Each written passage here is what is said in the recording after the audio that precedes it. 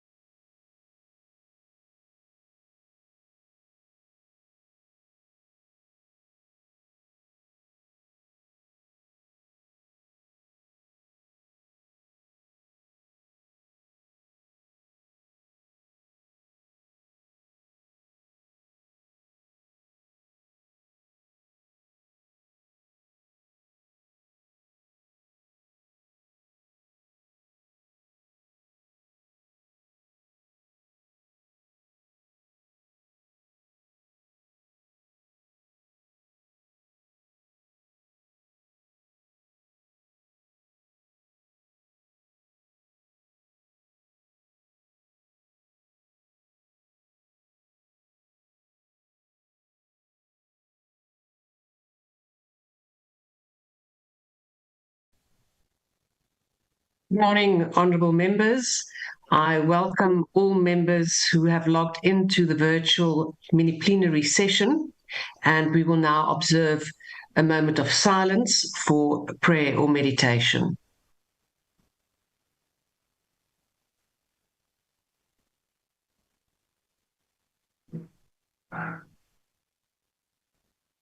Thank you, honourable members.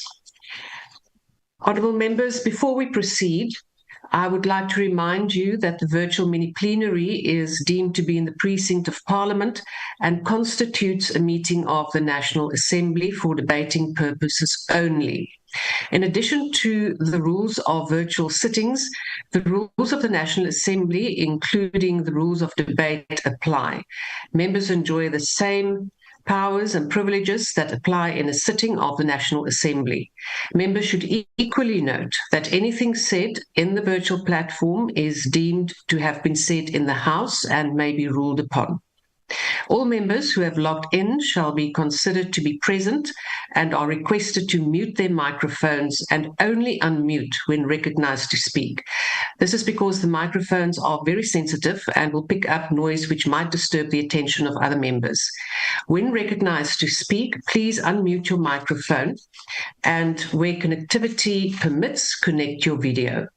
Members may make use of the icons on the bar at the bottom of their screens, which has an option to allow a member to put up his or her hand to raise points of order. The Secretariat will assist in alerting the chairperson to members requesting to speak. When using the virtual system, members are urged to refrain or desist from unnecessary points of order or interjections. Lastly, I wish to remind you that we are meeting in a mini-plenary session, and therefore any decisions will be taken in a full plenary session of the Assembly. The first item on the order paper is a subject for discussion in the name of the Honourable M Gana on South Africa's gambling crisis, evident from recently published official figures and the need for measures to better regulate the gambling industry to protect South Africans from gambling addiction. The Honourable Gana.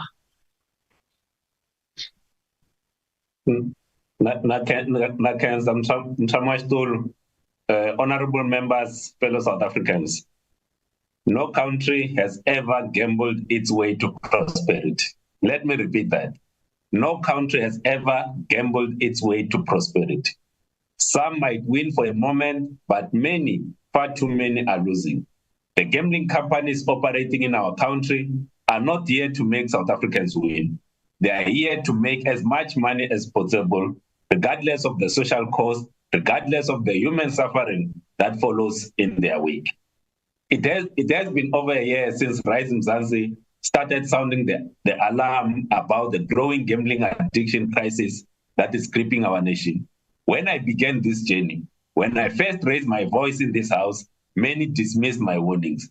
Many did not yet grasp the magnitude of the problem, the exponential growth of gambling addiction, the quiet but destructive epidemic spreading in our communities. I was, in truth, a lone voice in Parliament. But today, I am heartened, I am grateful, because many of you have come to see what I saw then, that South Africa is in the middle of a gambling addiction pandemic. And together, we are beginning to respond to it with the urgency and seriousness it deserves.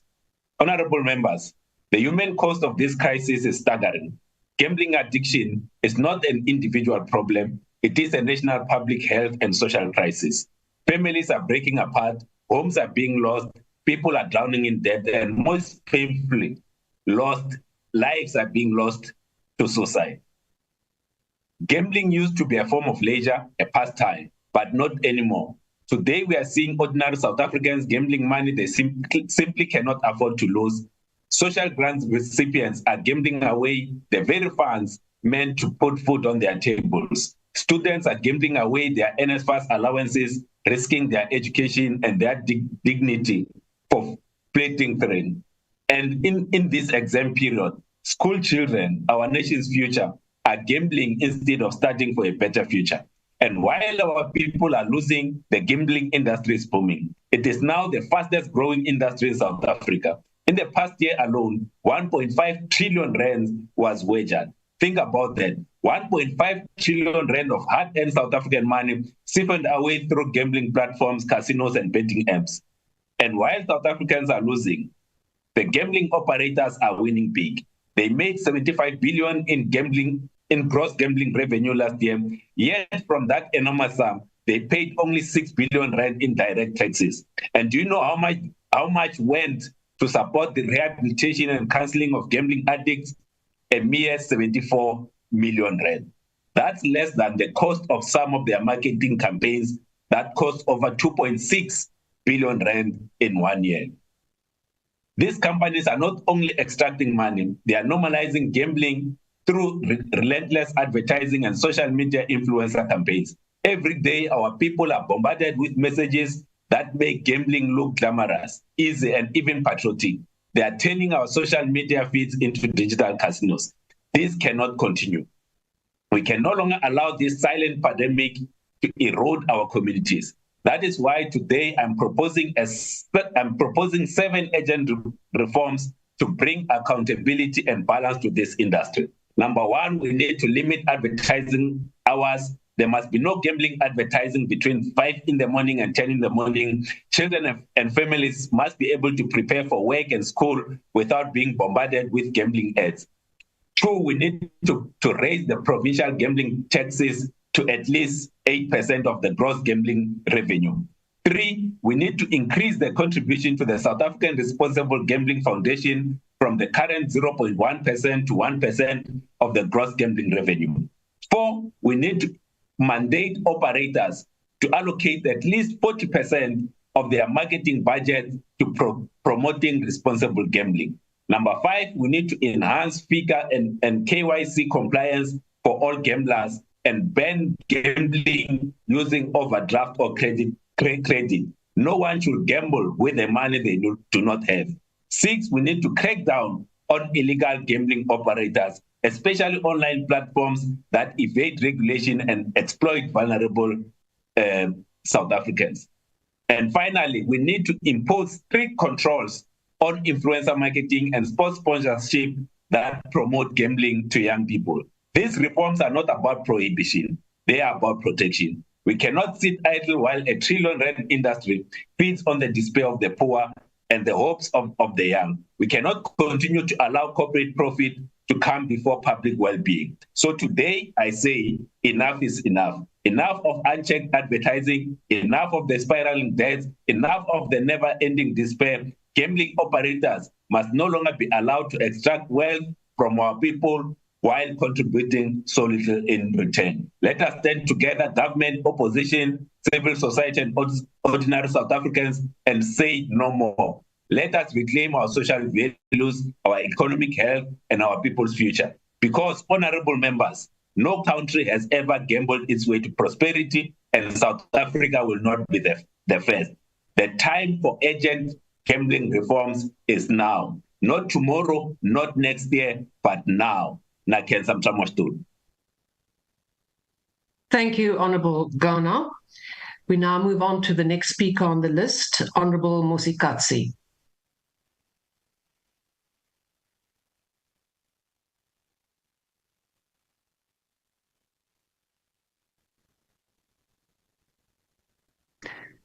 Honourable Musikatsi, are you on the platform?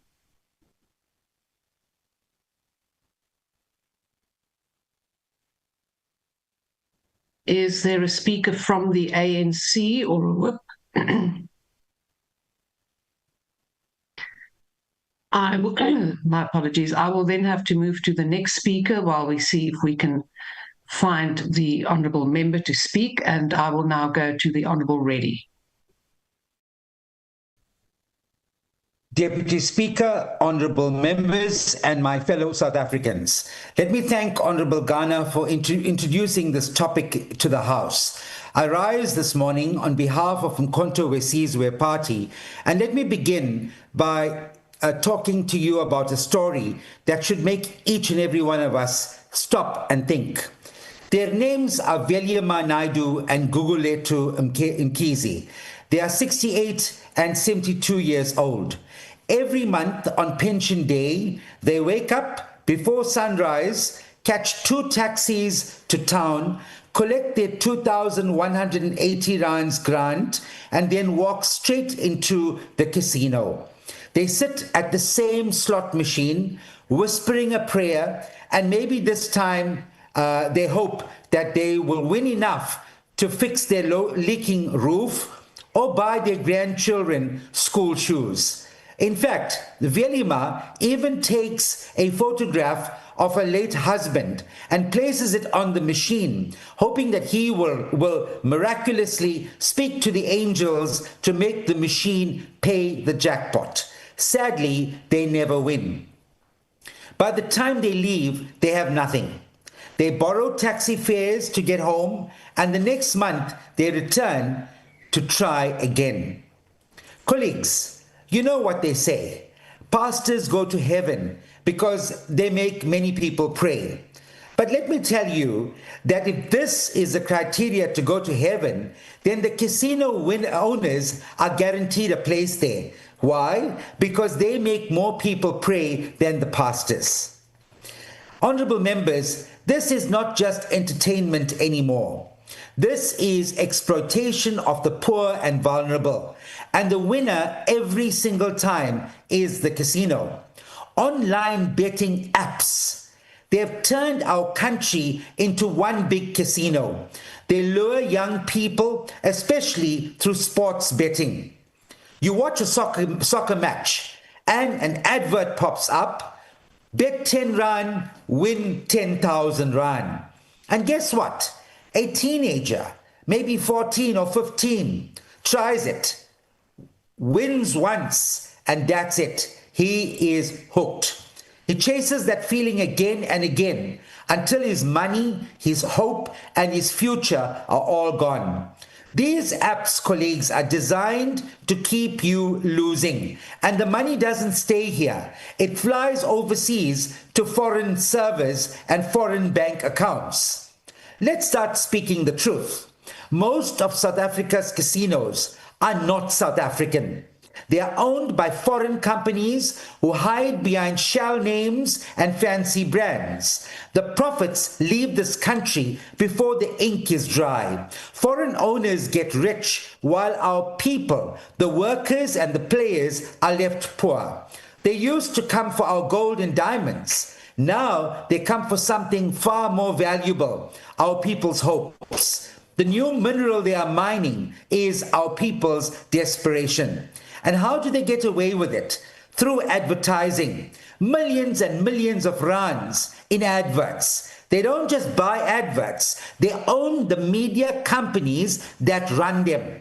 They pay huge sums to themselves and they call it marketing and move money between their own businesses to hide profits. It's one big circle. Same owners, same money, same manipulation. Now, all of you have been to Durban's King Shaka Airport. When you walk through those terminals, you could easily think you're walking into a casino, not an airport. Billboards, posters, flashing lights, gambling, gambling, gambling. No ads for education, no ads for jobs, just gambling, selling dreams that end. Behind the glamour are real people. Casino workers who work night after night, weekends and holidays. They stand on their feet for 12 hours, smiling while serving others, but they earn just enough to survive. They are the backbone of the industry, but they remain at the bottom while foreign owners live in luxury abroad. That is modern slavery wearing a suit and a tie. Yesterday, the Supreme Court of Appeal ruled that it is illegal for bookmakers to offer casino-style games online and disguise them as sports betting. This is a victory for justice. But now, Parliament has to finish the job. We cannot let betting companies find new loopholes. We cannot let online gambling continue to destroy families and communities. The courts have spoken. Now this House has to act. The Mkhonto Wesizwe Party has a plan. We will not sit quietly, and we urge our colleagues to join us in this fight while our people are being robbed in broad daylight. We are introducing a private members bill that aims to bring real change. We are proposing that a special tax be placed on all online gambling and every cent be ring-fenced for education. Let gambling money start to build schools, hire teachers, and fund skills programs for our youth. All gambling servers must be hosted in South Africa. You see where they get away. They take these servers that host these online gambling apps, they move them overseas to countries that are tax havens, and they send their money there. It's a form of illicit financial flows. So we need to be able to monitor the gambling servers. All owners of casinos must be made public. No more hiding behind foreign shell companies. Fair play and dignity for casino workers. And most importantly, we agree with Honorable Gana, but we want to go a step further by saying that there must be a total ban on casino and gambling advertising, like we did for cigarette advertising when we realized how it was killing our people. We must ban casino and online gambling adverts that are killing our nation's soul. If we could protect our people from tobacco, we can protect them from this new addiction. Our other countries, by the way, are not sitting by and waiting. They are acting. India has banned real money gaming apps that were destroying young lives. Ghana has banned gambling adverts during prime time and family shows. Kenya has forced gambling companies to pay full taxes and to shut down those that refused. If they can protect their citizens, why can't we protect ours? Honorable members, this is not about politics. It is about our people. When a pensioner loses her grant money in a casino, when a student loses his NSS funds on an app, when a worker spends the night dealing cards for minimum wage while the owner buys another mansion abroad, that is our collective failure. We were elected to serve the people, not to watch silently while they are bled dry. The MK Party calls on every member in this House, across all parties, to put our people first, to put our children first, and to put our South Africa first. Chairperson, once we fought for our land, then we fought for our freedom. Now we must fight for our future, because foreign companies no longer come with guns and ships. They come with apps and adverts. They take our money, our data, and our dignity. The Mkhonto Wesizwe Party says, enough. No more exploiting our youth. No more exploiting our pensioners. No more advertising addiction as entertainment. Let gambling be taxed for education, not for greed. Let casinos be places of work and real entertainment, not places of suffering. Let our airports and our cities promote learning and opportunity, not flashing promises of false hope. Deputy Speaker, for once, let's make sure our people win and the casino loses. I thank you. Thank you, Honourable Reddy. Before I go to the Honourable Chance, I see that for a moment I did see the Honourable Mosikatsi. I've also been informed that the Honourable Klegu will take the place of Honourable Mosikatsi. So could I please just check so that we can make sure that we also give that slot to the ANC. Is there a speaker from the ANC?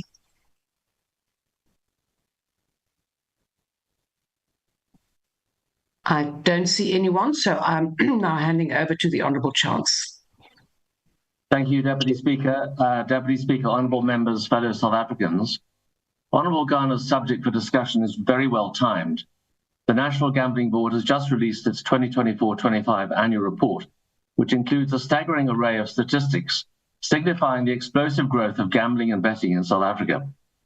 For the past 3 years, gambling operators have recorded average gross gambling revenue growth of 30% a year. Online betting overtook casinos in its share of total gambling revenue in 2021, and now accounts for 70% of all gambling revenue compared to casinos' 22%. Gross gambling revenue of 75 billion now accounts for just under 1% of GDP. But accompanying this growth is more sinister trends. These include expenditure of scarce monthly income on gambling by minors, NSFAS grant and social grant recipients, a surge in gambling addiction and desperate calls for help by victims, and the proliferation of intrusive and seemingly blanket gambling and sports betting advertising across electronic media platforms, billboards, and sports bodies. The subject for discussion rightly calls for measures to better regulate the gambling industry to protect South Africans from gambling addiction. But addiction is only one of the negative consequences of our gambling obsession. Recently, Old Mutual stated that the impact gambling has on people's spending is so significant that it threatens the country's economy. In its latest annual report, famous brands raised concerns over the growing impact of online gambling on consumer spending, saying that the surge in betting activity is eroding disposable income and weighing on restaurant traffic. Veteran Pick n Pay CEO Sean Summers has called for an outright ban on gambling advertising, accusing a few gambling operators of hoovering up over R1 billion a week and sending it mostly offshore with little benefit to the fiscus. South Africa is not alone in facing these challenges. The Parliament of India passed a new bill banning online gambling wholesale in August, due to concerns over its effects on participants. MPs in the UK House of Commons launched a comprehensive inquiry into the future of gambling regulation in July, with specific attention to the volume of advertising for gambling. Concerns over illicit gambling market, online and in person, have prompted the Thailand government to open talks on the legalization of online gambling. Brazil has begun work on a national self-exclusion system while regulations in the United States have been tightened, leading to gambling giant Betway pulling out of that market. Here at home, Parliament and the Executive, notably the Department of Trade, Industry and Competition, have been asleep at the wheel. The National Gambling Act of 2024 came into operation on the 1st of November 2004. The Act provides that the Minister must, within 2 years of that date, introduce legislation in Parliament to regulate interactive gambling within the South African Republic. The resulting 2008 National Gambling Amendment Act, passed in both the National Assembly and the NCOP 2 years after the deadline had come and gone, has not been implemented and is hopelessly outdated. Instead of enacting the 2008 legislation, in 2009, Minister Rob Davis appointed a Gambling Review Commission to conduct a review of the gambling industry. This led to the 2016 National Gambling Policy, which recommended a continued prohibition on online gambling, notwithstanding the growing prevalence of it in reality. I must make clear that fixed odds betting, mainly on sports events where the result is uncertain until it happens, is legal, hence the proliferation of sports betting, including online. This is opposed to casino-style online gambling, which remains illegal. The Supreme Court of Appeal's recent judgment has revealed just how much confusion there is over what types of gambling are and aren't legal in South Africa. All the more reason to move to a system where regulation covers all forms of gambling, rather than sticking to a system designed 20 years ago. Over the past 10 years, the South African public has been exposed to and participated in online and interactive fixed odds betting licensed by provincial gambling authorities. At the same time, a lack of regulation on online gambling is resulting in revenues and jobs being lost to other gambling jurisdictions through illegal online gambling sites. A new National Gambling Amendment Bill was tabled in 2018, which aimed to replace the National Gambling Board with a regulator and impose a central electronic monitoring system. The bill was adopted by the National Assembly in December of that year and then rejected by the NCOP. It was referred to the Mediation Committee, which was not constituted for 7 years. It was finally constituted in June this year, but when it became clear the committee's report would not receive majority party support, it was not tabled. Now we sit in a situation of legislative paralysis. The Democratic Alliance is proposing a solution and a way out of this logjam. The DA's Remote Gambling Private Members Bill was published in October 2024 and received public submissions with many useful recommendations and amendments. The bill updates the 2008 National Gambling Amendment Act and takes into account advances in technology and the explosion of online gambling and betting and associated advertising and sponsorship spend. At Wednesday's meeting of the Portfolio Committee, I tabled a proposal that the committee processes this as a committee bill. This would free up the department to focus on the myriad other issues requiring legislative and regulatory attention. The Portfolio Committee would take the lead, combining the best elements of the 2008 Act, the 2018 Bill, and the Remote Gambling Bill. It would be a joint effort by all parties, both within and outside the GNU, and would take into account work the DTIC has already done, as well as the public submissions received. Public concerns about the mushroom of legal gambling, gambling addiction, underage gambling, and unfettered advertising and marketing of gambling and sports betting are at fever pitch. Parliament cannot afford once more to shirk its responsibility to provide leadership. I urge members of the Portfolio Committee to take the bill by the horns and support my resolution next Tuesday to seek permission from the Speaker to initiate this committee bill. This would end regulatory uncertainty for gambling operators, provide comfort for victims of addictive gambling, and generate much-needed revenue for national and provincial treasuries. It would also restore public confidence in Parliament as an institution of, by, and for the people. Parliament can once more assume its rightful place as the centre of debate and meaningful reform in South Africa for the betterment of all.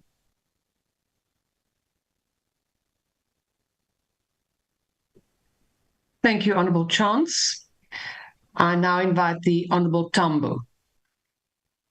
Thank you, House Chairperson. House Chairperson, South Africa is sinking into a moral crisis that no longer hides behind statistics.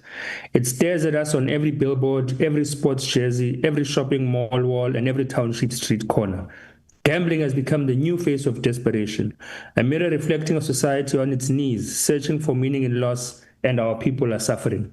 The collapse of our moral fabric is not abstract. It is lived daily through the habits that now define the poor and the hopeless.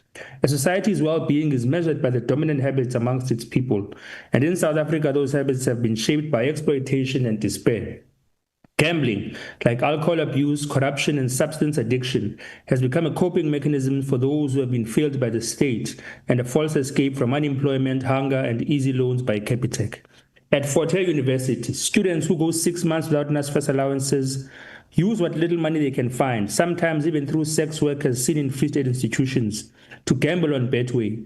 In TVET colleges, young people who receive smaller stipends than their university counterparts try to make up the difference by putting their food money into Hollywood bets. SASSA beneficiaries, trapped in permanent joblessness, play the lottery every week in hope of winning their way out of poverty. This is not leisure. It is the pathology of a broken society. In the past 12 months alone, South Africans placed bets amounting to 1.5 trillion, with 75 billion of that representing pure loss to consumers.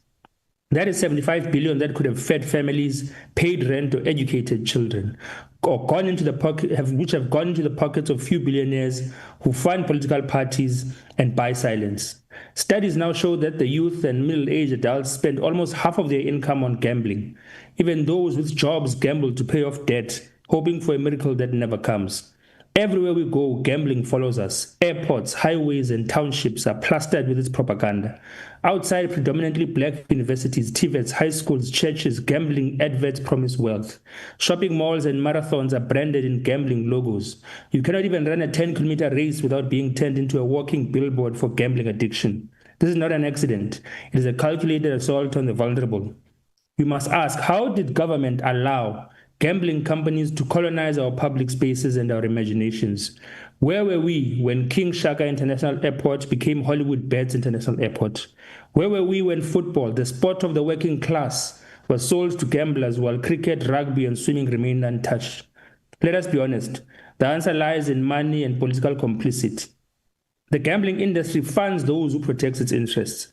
Allow me to introduce to you a man by the name of Martin Moshal, the founder of microgaming, a pioneer of online casino software, and a key funder of the gambling empire that traps our people today.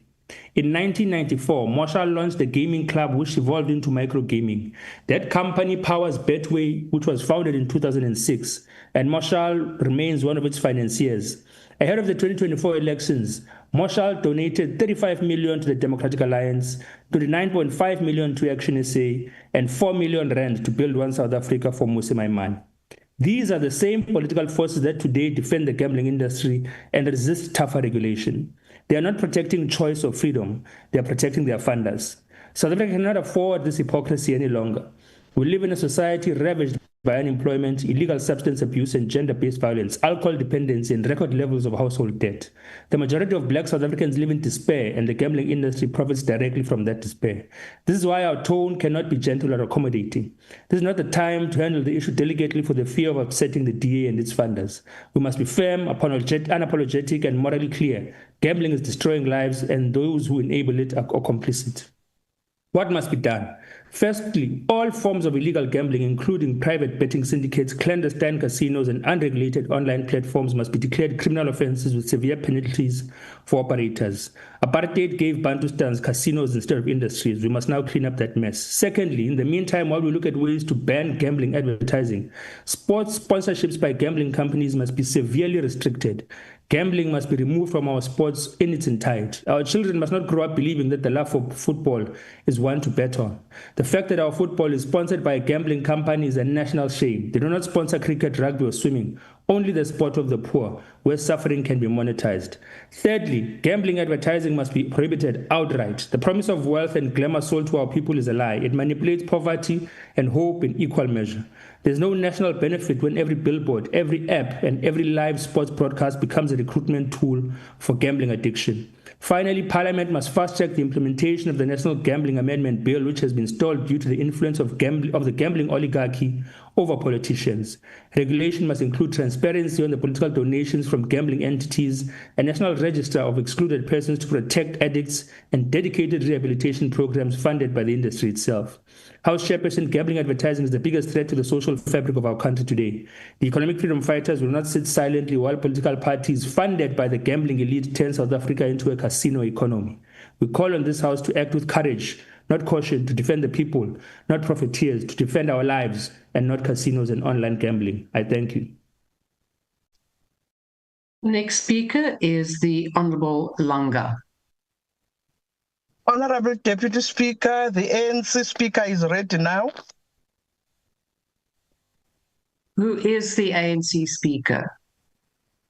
Sorry, Deputy Speaker, who goes ahead, man?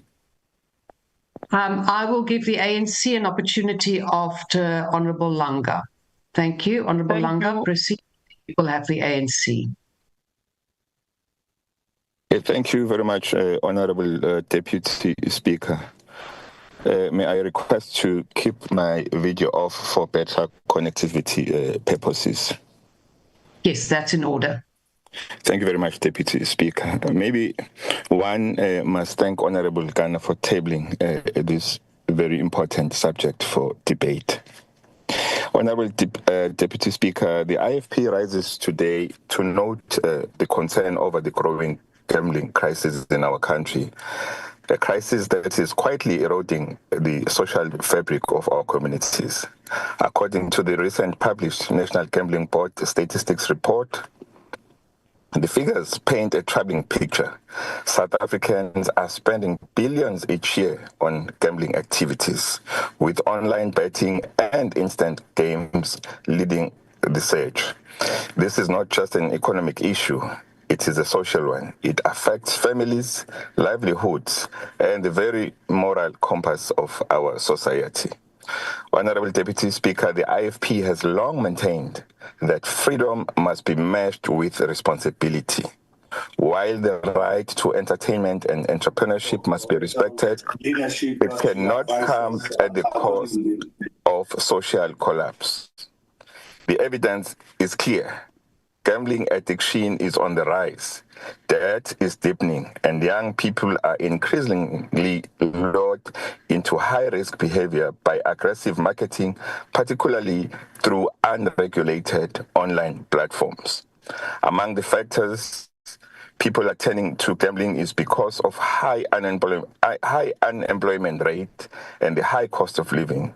Many see it as a quick way out of financial hardship. If we can create more stable employment opportunities with sustainable remuneration and give people real alternatives, we might see fewer turning to gambling as a form of income or escape. Furthermore, regulation is divided between national and provincial authorities, which creates a loophole for criminal syndicates as well as illegal operators to exploit. We therefore call for a comprehensive review of the national gambling policy to align it with the realities of the digital era, including online and crypto-based betting. Furthermore, Honorable Deputy Speaker, regulation must not only be about policing it, it must be about protection. The IFP calls for a dedicated public awareness and rehabilitation fund financed by levies from the gambling industry to assist affected individuals and families. Honorable Deputy Speaker, this crisis is also one of moral leadership. The IFP's founder, Prince Mangosuthu Buthelezi, often reminded us that development must be people-centered and grounded in ethics.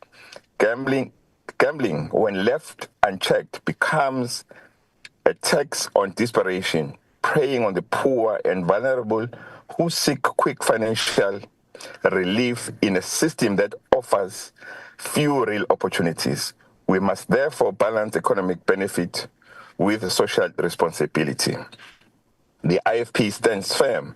South Africa must regulate gambling with humanity, accountability, and foresight. We must safeguard our people from exploitation ensure transparency in licensing and operations, and prioritize the well-being of families above profits. Honorable Deputy Speaker, the IFP believes a caring state cannot, and I'll repeat that, cannot gamble with the lives of its citizens. Thank you very much, Honorable Deputy Speaker. Thank you, Honourable Langa. We will now go back to the ANC Speaker. Please proceed.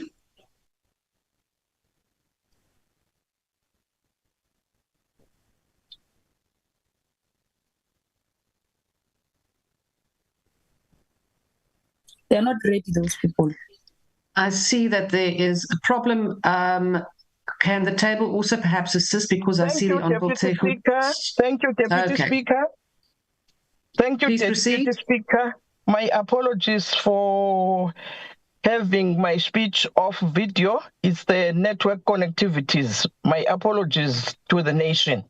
If you allow me, Deputy Speaker. Yes, that will be in order. Thank you, Deputy Speaker.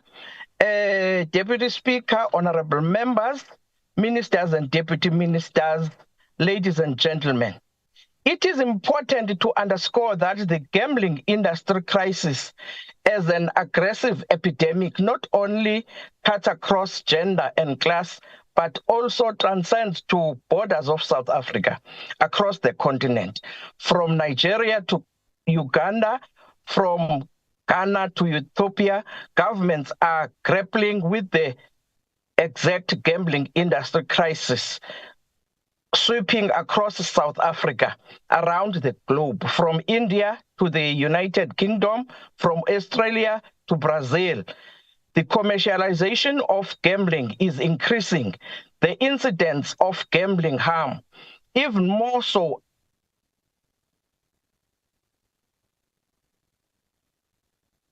yet the motion for the debate before us today, sponsored by Rise Mzansi, seemed to be irresponsible. It presents the gambling industry crisis in South Africa as though the crisis is a direct result of the ANC-led government regulatory negligence. Perhaps Honorable Ghana is not aware that this, but it was the ANC-led government as earlier as 1996 that introduced the National Gambling Act, aimed at enforcing regulations in the gambling industry that once operated in the shadows to protect vulnerable citizens from slipping into gambling addiction. This act stands out as a beacon of hope and serves as a role model for other African countries to emulate. Honorable members, some parties will no doubt attempt to score cheap points by mentioning that the ANC-led government refused to promulgate the National Gambling Amendment Act of 2008, meant to regulate new forms of gambling, particularly unlicensed and online or offshore gambling, which is fueling the current gambling industry crisis in the country. Let me be clear, the ANC-led government did not promulgate the 2008 Amendment Act as its provisions were rapidly outpaced by the evolving gambling industry. Instead of enforcing an outdated Amendment Act of 2008, the ANC-led government recognized the need of this amendment to this Gambling Act. Fellow South Africans, the ANC recognized the negative effects of gambling gambling tears apart families, ruins lives, diverts money from essential household spending, increases indebtedness, leads to food insecurity, triggers depression and anxiety, increases chances of suicide linked to financial distress, and so on. All these risks leave families broken and communities hopeless. In South Africa, the triple challenges of poverty, inequality, and unemployment increase the magnitude of this risk, because problem of gambling mostly harms vulnerable employed and unemployed citizens, as well as students from poor and working class households who often resort to making impulsive gambling bets out of desperation or out of gambling industries' seductive promises of quick and easy paths to influence wealth and prosperity. Our progressive policies, from student funding through the NSFAS to social grants and public employment programs, are designed to eliminate the effects of triple challenges of poverty. The World Health Organization adds that people experiencing significant life crises and events including, but certainly not limited to divorce, retirement, bereavement, and injury, vulnerable to problem of gambling as they excessively gamble to ease stress. More importantly, problem of gambling incentives victims to engage in illegal ventures such as theft, fraud, to feed their children. This is the reason why the ANC-led government established the South African Responsible Gambling Foundation, tasked with responsible gambling interventions and programs, such as the National Responsible Gambling Program, meant to mitigate the risk associated with gambling. Ladies and gentlemen, while we perceive advertising the fuels of the fire of gambling on televisions, stadiums, social media platforms, and billboards targeting vulnerable employed and unemployed citizens, as well as students from poor and working class households, is the backbone of the gambling industry crisis. We cannot allow this House to be distracted from the real issue at hand. Much of the gambling industry crisis is linked to unregulated online gambling. The deeper cause of this unregulated online gambling lies in what Marx referred to as technologically determinism, defined by the acceleration of smartphones, high-speed internet, and mobile banking, offshore betting sites, and mobile gambling apps. In conclusion, Honorable Deputy Speaker, I would like to remind this House that the ANC does not operate in slogans or engage in performative acts like Rise Mzansi Party. We remain committed in strengthening oversight of and modernizing regulation in the gambling industry to protect vulnerable citizens who remain motive forces of the ANC's National Democratic Revolution. I thank you, Deputy Speaker. Thank you, Honourable Member. Our next speaker is the Honourable Hendricks. Honourable Deputy Speaker, Honourable Members, Deputy Speaker, can I please not on my video? My network is a little bit slow. That's in order. Honourable Members, politics aside, South Africa is bleeding quietly, not from war or disease, but from gambling addiction. Recently published figures reveals a nation caught in a dangerous spiral of hope and loss. Behind every flashing casino light lies a family in debt, a breadwinner broken, a child going to bed hungry because parents spend the last rand chasing luck.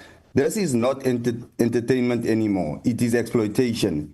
And it's time we fight back as South Africans. We must limit gambling advertisement, especially during family hours between 5 a.m. and 10 a.m. Why should a school child bear betting jingles before going to class? Why should workers be lured into gambling before sunrise? Let the psychological warfare of constant temptation rise taxes on gambling profits. The industry rakes in billions while communities pay the price. An 8% provincial tax insurance that the same money destroying lives, starts rebuilding them through addiction clinics, awareness campaigns, and social programs. We must also increase the contribution to the South African Responsible Gambling Foundation from 0.1% to 1%. That's not punishment, it is justice. The industry must help clean up the mess it created.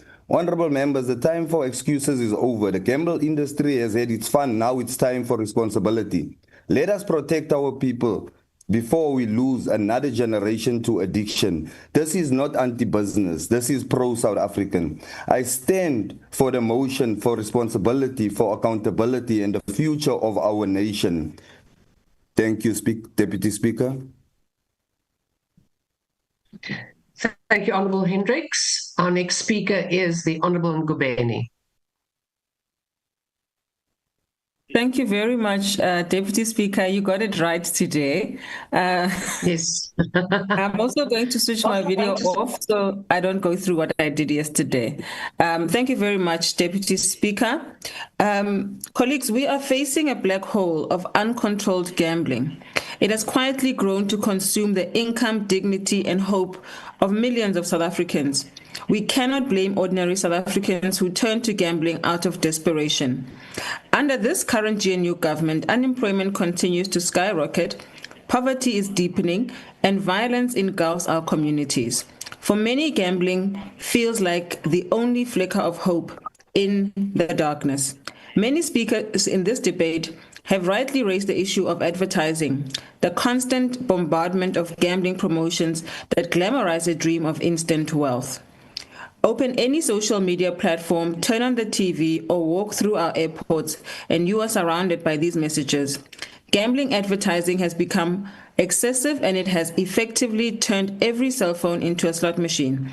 We agree that fair regulation is urgently needed. But let's go further. How do we fund education campaigns that teach financial literacy and the real dangers of uncontrolled gambling?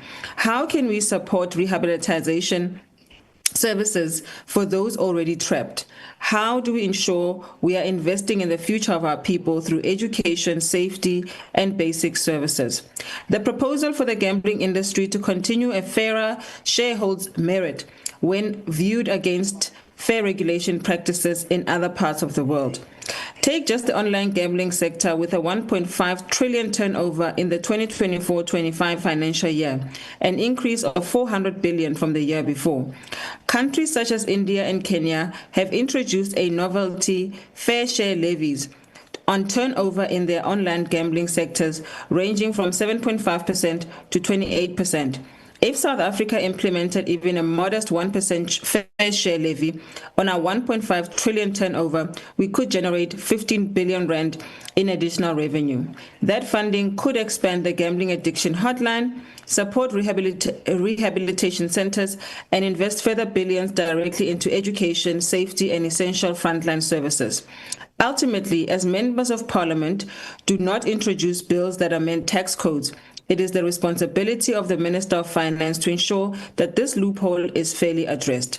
Honourable Deputy Speaker, we must urgently find ways to fairly and transparently regulate the industry, not to punish, but to protect, uplift, and invest, to spark genuine hope in our people. I thank you, Honourable Deputy Speaker.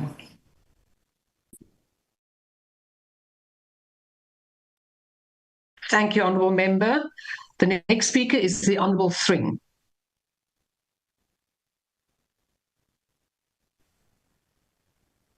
Thank you, Honourable Speaker. Honourable Deputy Speaker, the ACGP thanks the Honourable Gana for raising this important topic. Since its inception, the ACGP has vociferously opposed the gambling industry in South Africa. Sadly, our warnings were not heeded, and now the gambling crisis has deepened. We have a staggering 1.5 trillion rand wagered in 2024-2025 years, and simultaneously mounting public resistance to new casino developments like the one proposed in Somerset West. After 10 years, the Western Cape Gambling and Racing Board in September recklessly granted approval to Tsogo Sun to relocate its Caledon casino despite continuing strong community opposition and concerns about social harm. This large-scale gaming and hospitality complex will be exploding on a tranquil, historic town in the pristine wine belt known for its medical and educational characteristics. The two hardly mix. South Africa is certainly facing a gambling epidemic. The National Gambling Board's 24-25 report reveals that total gambling turnover surged to 1.5 trillion rand as indicated, a 36% increase from the previous year. Online sports betting is now overtaking the national lottery in popularity, especially among the 18 to 34-year-olds, and gambling with their NSFAS funds and pensioners their SASSA funds. Addiction cases have risen by 55%, with many gamblers using essential or borrowed funds. The South African Responsible Gambling Foundation warns that this boom is fueling financial ruin, mental health distress, and family breakdowns. And so against this backdrop, the proposed casino in Somerset West, not surprisingly, has sparked fierce local opposition, citing concerns about easy access to gambling, youth exposure, and community degradation, with critics accusing authorities of bulldozing the process despite public objection. The ACDP encourages communities to mobilize ethically, resist normalization of gambling, and demand accountable governance. Gambling destroys families and undermines the moral fiber of our communities. Furthermore, the ACDP urges government to prioritize rehabilitation services and public awareness campaigns about the dangers of gambling. As kingdom builders, we have consistently opposed gambling and the expansion thereof, calling for gambling reform, stricter regulation, community-centered planning, and greater transparency in licensing decisions. Thank you, Deputy Speaker. Thank you, Honourable Thring. And we now move on to the Honourable Kwankwa. Honourable Deputy Speaker, thank you so much. According to the latest report from the National Gambling Board, in the 2023-2024 financial year, South African gamblers placed bets totaling about 1.1 trillion, and the gross gambling revenue reached 59 billion rand, signaling a sharp rise of about 25% from the previous year. This surge is driven in part by a fundamental shift within the industry. Once dominated by casinos, gambling has now migrated to the digital platforms. Platforms such as Betway and Hollywoodbets have revolutionized the sector, offering cheaper, faster, and more accessible avenues for participation. Online gambling alone has seen a 550% increase in only 4 years, with no sign of stopping. Yet, beneath this facade of convenience lies the deeper, more troubling reality. However, another disturbing reason is that people are searching for hope in this industry due to desperation. According to the Credit Bureau experience, more than 56% of South African gamblers do so because they need money and not for leisure. This is a glaring reflection of an economy that is failing the people so badly that they have given up looking for job opportunities, but rather to roll the dice in order to survive. Simply put, gambling is a symptom of yet another failure by the government and our economy to provide the necessary socio-economic needs of our people. What compounds this crisis is the growing corporate entrenchment of gambling interest in our social fabric. Last year, the Premier Soccer League closed a sponsorship deal which was dubbed as one of the single largest investments in sports in the history of our country. They have not stopped there. Gambling corporations have also cast their nets over rugby and cricket in our country. They are everywhere, on sports jerseys, sports stadiums, in youth programs, even at the Cape Town International Airport. What many interpret as philanthropy is in truth an exercise of soft power. The purpose of this investment is clear. It is to breed political indecision and push back on regulating the industry, as many of the current politicians seem to support a crisis of titanic proportions, which is going to indebt people and trap them in a cycle of poverty. I thank you.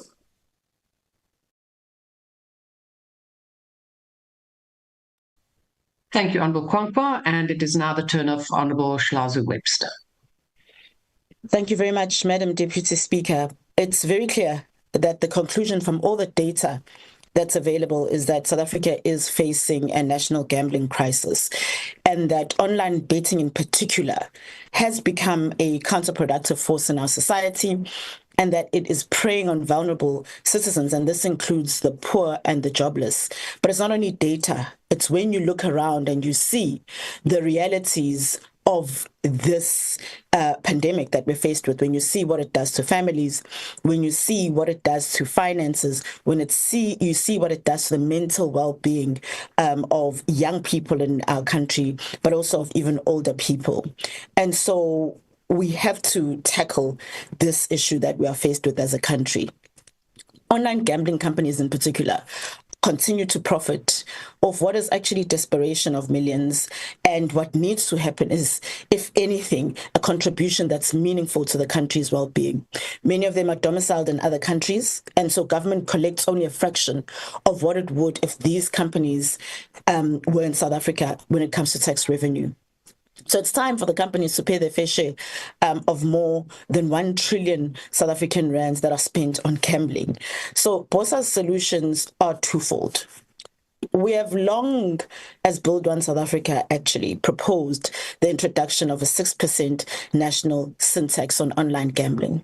And I want to say at this point that who donates to the work that we do, particularly as Build One South Africa, does not take away from the responsibility to legislate for the good of this country and for the good of its citizens. And so we've long called for the introduction of a 6% national sin tax on online gambling.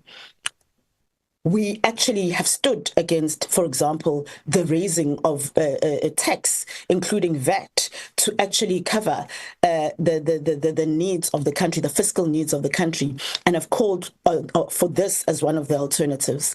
We have called for the creation of a unified gambling tax regime that includes a 10 to 15% withholding tax on large wins above a set threshold, on classifying gambling under Treasury as a sin tax, and on earmarking a portion of all gambling revenue for prevention, rehabilitation, and youth upliftment programs. And secondly, our second aspect of intervention is that we have to put a ban on gambling adverts before 10 p.m., amongst other interventions, which will look at restrictions on advertising, a prohibition on public figures and celebrities endorsing gambling, stronger enforcement powers for authorities to audit, fine, and shut down illegal or unethical operators, and banks and internet providers not being enabled to block gambling transactions and websites, particularly those that target underage users. Madam Deputy Speaker, tax gambling properly restricts predatory advertising and protects our youth and students from exploitation, and that is long overdue. We've got to build a prosperous future by actually betting for our people instead of betting against them.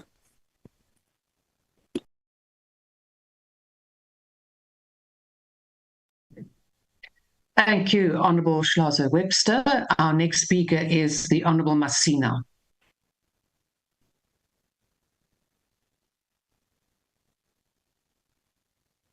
Is the Honourable Masina online?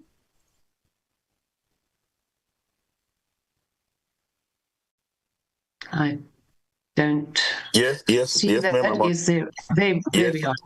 Yes. Yes, I'm here. Apologies. I'm just trying to unmute myself.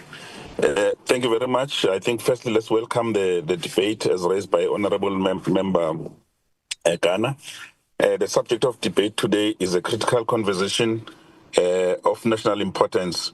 The gambling industry crisis in South Africa is viral in all its manifestation, as depicted by staggering figures of gambling turnovers, which our colleagues have mentioned, gross gambling revenue, as well as prevalence and problems of gambling prevalences. The cost of the crisis are overwhelming, and this is why the ANC-led government has introduced the National Gambling Act of 1996 and currently advances the National Gambling Amendment Act of 2018, as well as the current process that we're involved in ensuring that we realign the regulation in this particular industry. Though this debate is of a national importance, it has much as a shorter intellectual pedigree for the obvious reasons. It is framed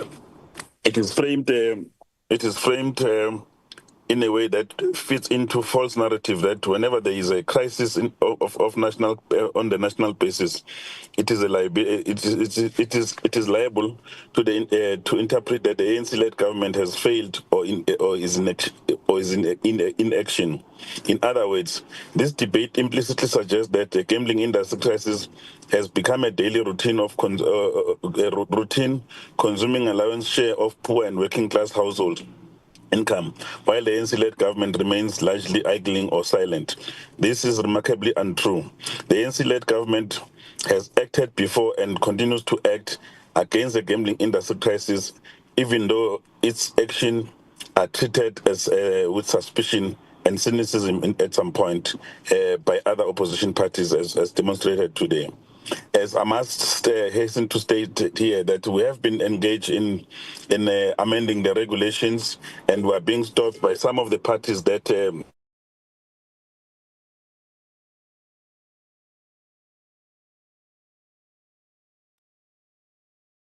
Honorable Masina, I think that we've lost you've lost connection.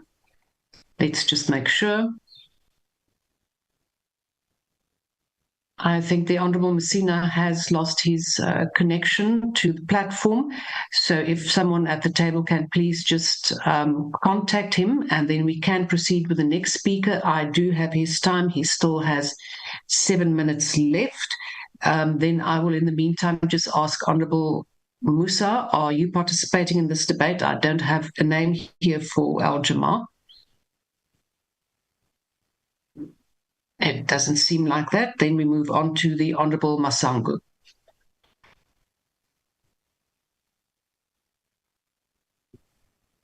Thank you, Honourable Deputy Speaker. May I please also stay off the video? Honourable Chair, Honourable Members, good morning. The topic we are debating today is a rude wake-up call for all of us as members of this House. We thank the Honourable Gana for bringing this important matter for debate. One has only to glance at the October 2025 Household Affordability Index, which tracks the prices of 44 basic foods from 47 supermarkets and 32 butcheries, to see that government's efforts to provide for the poor and vulnerable are simply not making a dent in what has become a crisis of food insecurity in South Africa. The Pietermaritzburg Economic Justice and Dignity Group reports that average cost of the household food basket in October 2025 is 5,444 rand and 60 cents, an increase of 61 rand 18 cents or 1.1% from the previous month. Honourable Deputy Speaker, when we compare these shocking figures with data from the South African Responsible Gambling Foundation, which shows that 35% of people seeking help for gambling addictions are unemployed and relying on SASSA grants, we begin to see a deeply troubling picture. For the 27% of SASSA grant recipients who are trapped in gambling, it is not a form of entertainment. It is a desperate attempt to augment their grants in order to feed their families. The hope of a win becomes the only flicker of survival in an economy that has left them behind. Collectively, the state spends billions on social grants, but individually, those grants fall far short of even covering the basic food basket. And so, for many desperate South Africans, gambling becomes the last resort, a fragile hope against hunger. We must ask, where is the enforcement of our laws when gambling machines are found in tuck shops, luring teenagers to risk their lunch money? A recent SAB interview revealed how learners are gambling right at their school tuck shops. This is not only unethical, it is illegal. Underage gambling is a crime, and the presence of gambling machines near schools should concern every one of us. While grant recipients are the most visibly affected, the crisis reaches far beyond them. The 2025 Mutual Savings and Investment Monitor found that 52% of employed adults in South Africa participate in gambling, with the highest incidence among 30 to 49-year-olds, that is 58%, and men make 57%. Behind these numbers are breadwinners, parents, and caregivers, people whose families depend on their income. The results: lost jobs, depleted savings, and broken family structures. These are the real human costs of unchecked gambling, and they demand that we as legislators review our laws and strengthen our oversight mechanisms. It is therefore not surprising that the Responsible Gambling Foundation has repeatedly warned of the growing social economic impacts of gambling addictions across South Africa. Illegal gambling in particular is spreading rapidly, worsening many of the crises that already face our nation. While legislation alone cannot be the silver bullet, there is a clear need for a strong, enforceable framework, one that both promotes responsible gambling and protects the vulnerable from being stripped of the little they have. It is here where the Democratic Alliance's push for a committee process comes in. It would build on the work done in our proposed remote gambling bill in order to establish a legal basis for regulating, licensing, and controlling all online gambling activities. It would preserve South Africa's integrity as a responsible global citizen through an efficient regulatory regime. It would introduce provisions for responsible gambling to reduce the risk of children having access to gambling and to help those in need of counseling, and more. It would also more strictly regulate how and where gambling companies and to who they advertise to.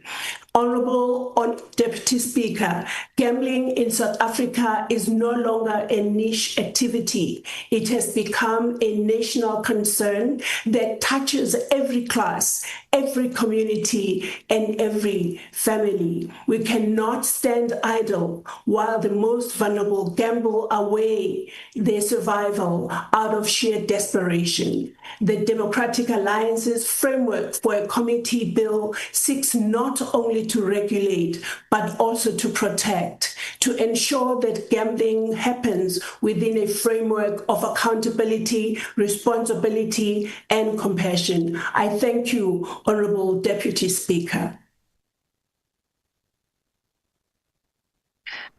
Thank you, Honorable Masangu. I see that the Honorable Masina has again rejoined. Honorable Masina, you may proceed. You have about 7.5 minutes left. So if you are ready.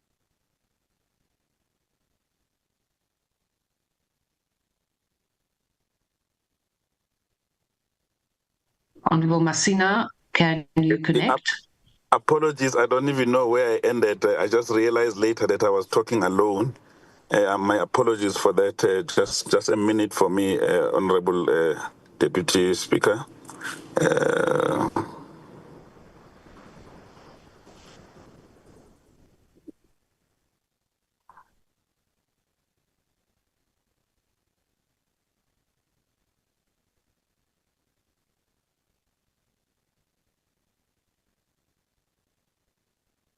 It does seem that we have a bit of a problem. So, Honorable Masina, let me just check. Can you proceed? Yes, apologies for continue. Okay, please proceed. You have 7.5 minutes left. Okay. So I think where I left, Honorable Member, I apologize. I didn't realize that I was disconnected. I continued until there was no indication on the part. So I was saying that the ANC does not advocate for the prohibition of legalized gambling industry, because this industry remains one of the few labor-intensive sectors of the economy outside of traditional value-added agriculture and manufacturing industry. As such, it contributes to a much-needed jobs in South Africa that are needed desperately. The ANC supports the continuation or the expansion of the legalized gambling industry, informed by the regulatory changes in the pipeline that are aligned with the international best standard for responsible gambling contained in the National Gambling Amendment Bill of 2018 currently before the House. This amendment bill will seek to transform the nature and the way in which gambling industry operates, with a shift towards a transparent, accountable, and compassionate gaming industry. This will be done through, among other things, strengthening the coordination between national and provincial regulators, thereby closing regulatory gaps that enable unlicensed online gambling operation to thrive. Secondly, establish a national register of self-exclusive persons meant to reduce the stigma and shame experienced by gambling addicts by allowing them to voluntarily block themselves from gambling activities. Thirdly, banning predatory gambling advertising that glorifies gambling as a shortcut influence wealth and prosperity. And fifthly, modernizing the gambling industry oversight amid the rapid advancement on the online casinos, mobile gambling app, as well as offshore gambling betting. The ANC support the National Gambling Amendment Act of 2018 is not a desperate rhetoric attempt to regain legitimacy. It is principled. We support Amendment Act of 2018 because it bears relationship with the ANC position that unrestrained gambling advertisement induce gambling addiction, especially amongst the youth. Therefore, the provision that restricts where and how gambling may be advertised is enshrined in this Amendment Act. We are responsible in a step. This is a responsibility in a step in the right direction, as keen to step amongst others, which is what we have experienced in other countries in Europe and elsewhere in the continent. In conclusion, we must not allow this debate to distract us from a bigger picture. The gambling industry, just like telecommunications, real estate, banking, and grocery retail, is dominated by a few large operators owned by a racial minority with a split of loyalties. Adequate reform in the gambling industry must go beyond regulation and involve transformation of ownership patterns to ensure inclusive growth rather than perpetuation of income, wealth, and inequality skewed by race. Through its licensing framework, the National Gambling Board must prioritize inclusive participation of historically disadvantaged operators in gambling industry, so that historic disadvantaged persons are mostly affected, which are mostly affected by the impact of the gambling industry, can also equally benefit.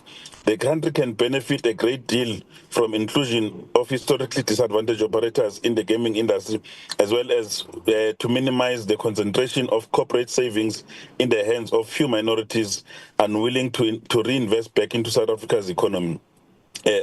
Moreover, this will cap the repatriation of gambling profits by a few large foreign operators, as our colleagues have said, while vulnerable citizens from poor and working class backgrounds bear the brunt of gambling industry in the main.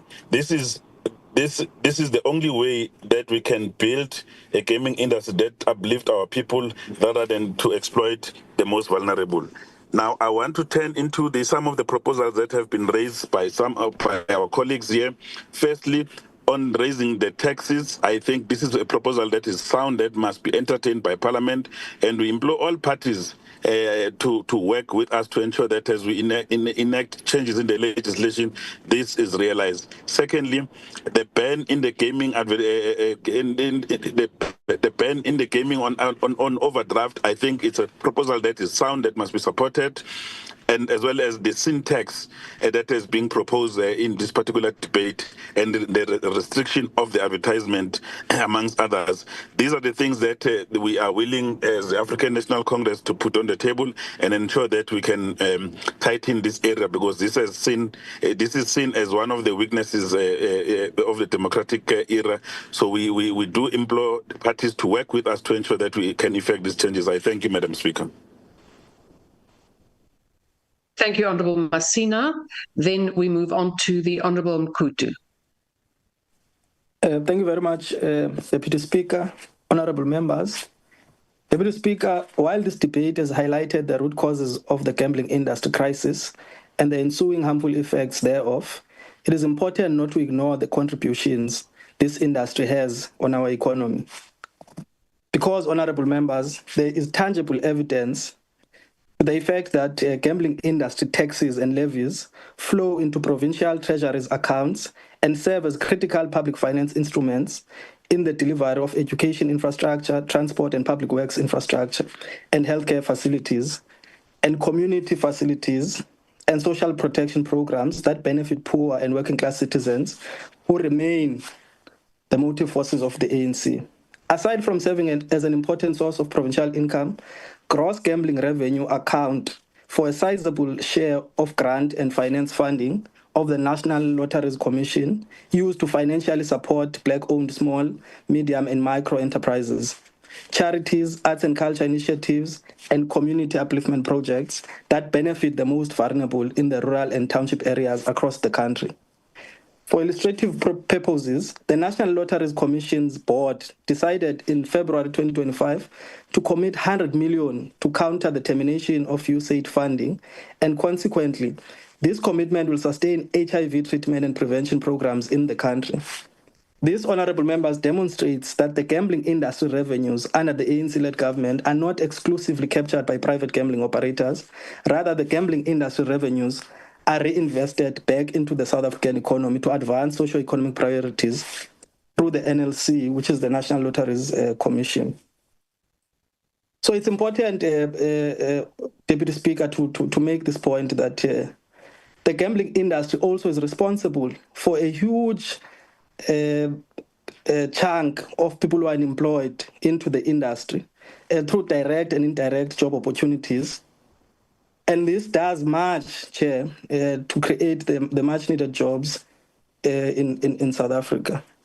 What the debate, Chair, Deputy Speaker, is missing is the transformation of the industry to reflect the demographics of the South African society, that the monopoly in the industry must be broken so that surplus revenue is shared amongst South Africans, and South Africans, particularly Africans and Black, are able to participate more productively in the industry as owners and people who control the gambling industry.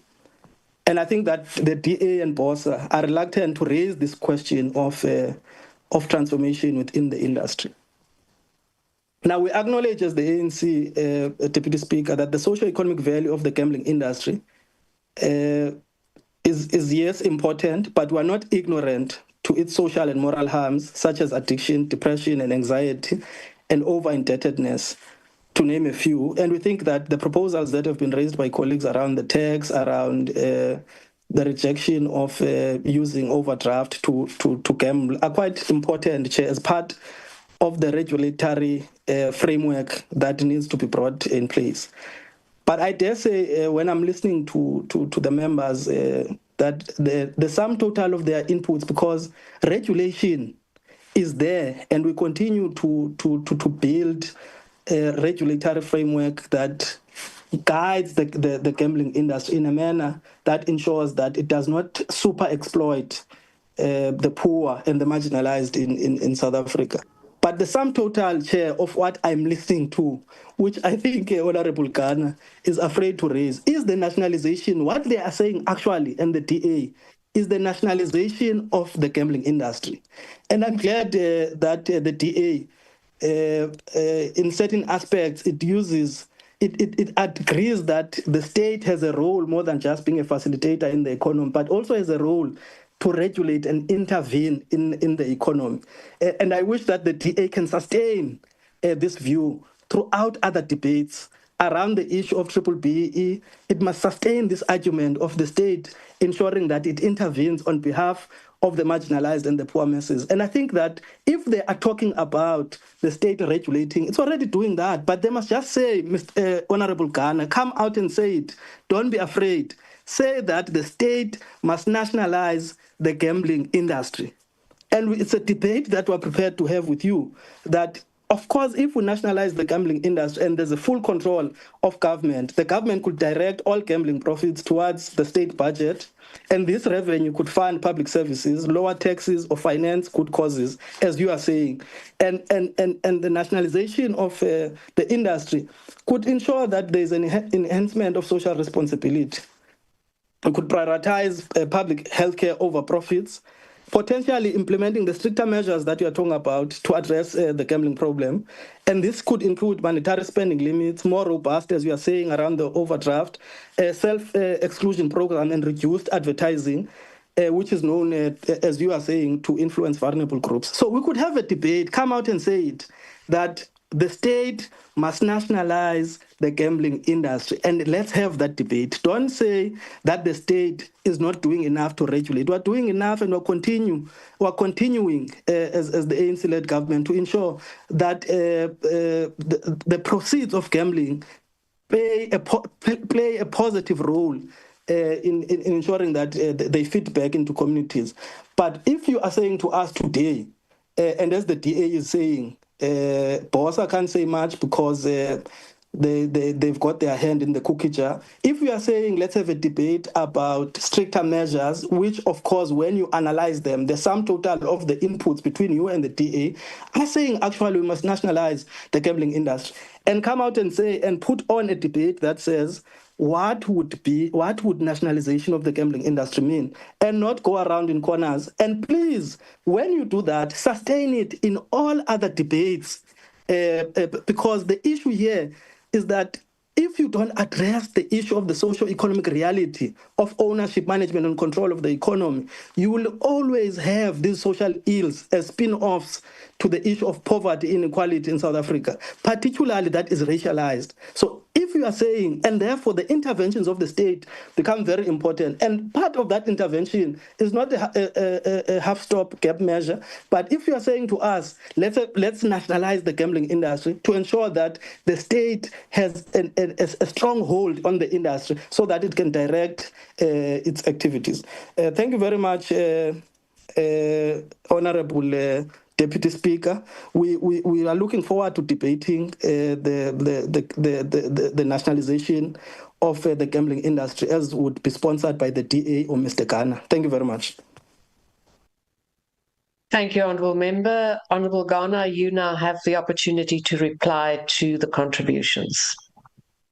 And Councillor Mshamastolo, thank you, Deputy Speaker.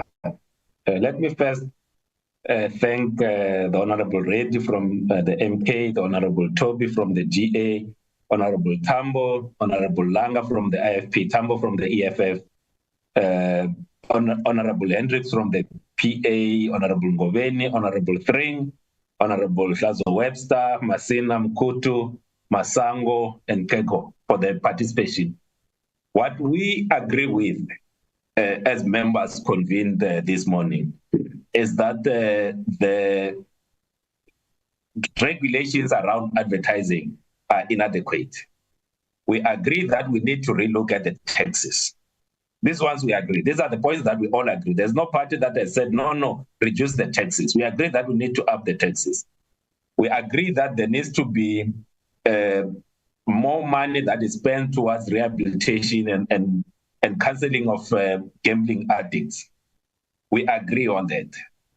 We equally agree that there should not be South Africans that are gambling using overdrafts or money that they don't have, because we have a crisis.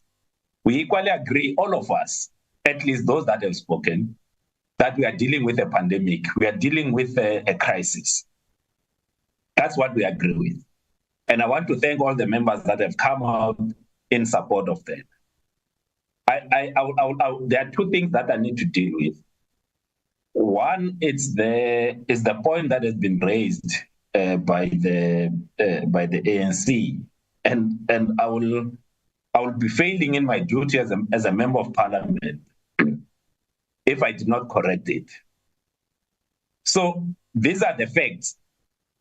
The fact is that the National Gambling Policy Council did not meet for 7 years.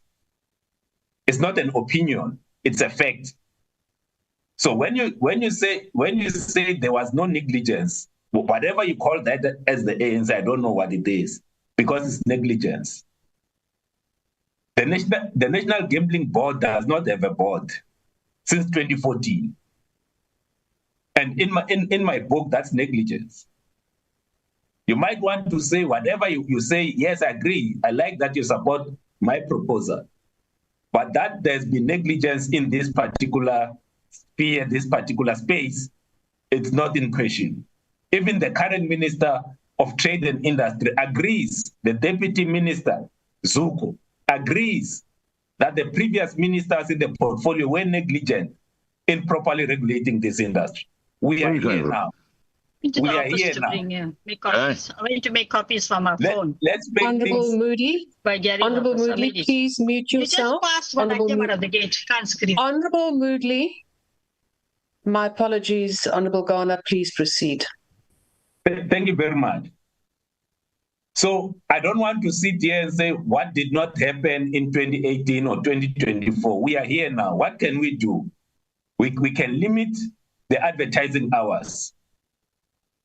We can make the marketing budgets of these gambling operators to 40% of that being spent on responsible gambling. And that's what will go towards education as it was proposed for tax on education. We can move with speed to increase the contribution to the Responsible Gambling Foundation to at least 1%. We can introduce interventions to ensure that South Africans do not gamble the money that they do not have. That's what we need to do. And we need to do that with agents. I'm not here to start debating what could have happened in 2024 and so forth. Are there regulations now? They just exist on paper. They are so outdated. Honorable Gana, my apologies. If you could just pause for a moment. I see a hand raised by the Honorable Kubane. What is your point of order, Honorable Member? Madam Speaker, it's not because of point of order. I just want us to, after this proposal for Honorable Gana, what is the way forward? Because we can talk today, tomorrow cannot continue with that. We have to do things and way forward. Thank you so much. Honorable Kubane, that is totally out of order. You do not yet raise your hand in the debate. That was not part of the debate. You had a speaker that had an opportunity, and that can be taken further in the relevant committee. Honorable Gana, please proceed, and I will also allow you the extra time. Thank you. Thank you very much. Honorable Mkot, the regulation that we have is inadequate. It's so outdated, very, very outdated on all aspects. It's outdated on the taxes that are being paid. It's outdated insofar as the regulations around the advertising. It's outdated insofar as the use of the marketing budget of the gambling operators. So we cannot sit here and pretend that we have adequate regulations. We do not have. And by the way, I'm not yet arguing for the nationalization of the gambling industry. I'm advocating for a proper regulation that protects South Africans. And you know what? We are going to read in January, February next year, how the retail sector has suffered as a result of this gambling, because people no longer buy food, they no longer buy clothes, they are gambling away everything. It is for that reason that even the CEO of Pick and Pay had to voice his concern. As a final thing, Deputy Speaker, on the 14th of November, Friday the 14th, we are taking the fight to the department because they are sleeping on the whips. We are taking the fight to the Department of Trade and Industry to say that let's introduce urgent reforms to this industry. And we are inviting all the political parties that have supported this debate this morning to join us so that together we can introduce gambling reforms in South Africa. Deputy Speaker. Thank you very much, Honourable Gana. And with that, it concludes this debate. Thank you very much. And we will now proceed to... No, Honourable Kaula, the debate is concluded. It is now going on to the second debate. Raise my hands. I did raise my hands.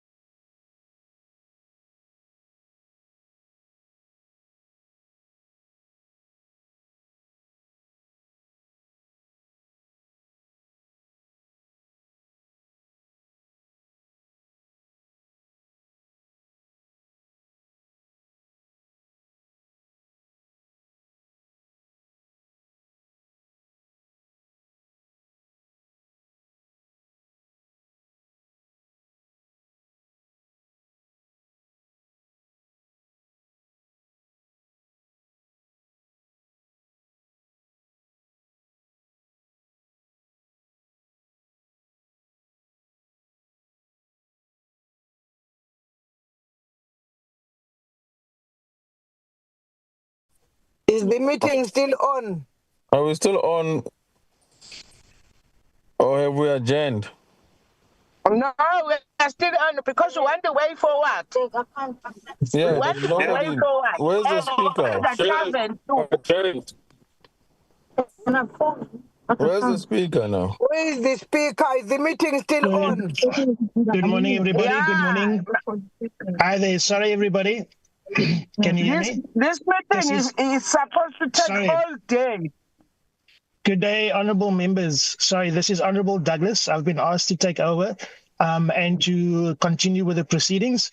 I will allow the honourable member to raise a hand as it wasn't seen. Please proceed, Honourable Kahula. Thank you. I will just take your point of order. Thank you very much, Honourable.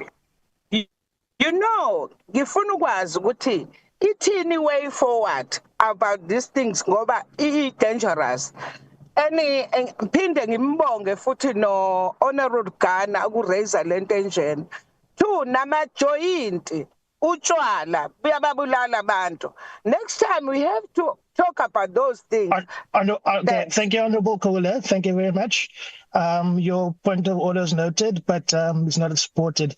The next order on the order paper for today, the subject for discussion will be the subject for raised by let me just go there. We shall now proceed to the last item in the order paper, which is a subject for discussion in the name of Honourable MC Masina on building the capacity of district and local municipalities to develop and support township and village economies, and thereby address the spatial concentration of economic activity in the country. The Honourable MC Masina, please go ahead.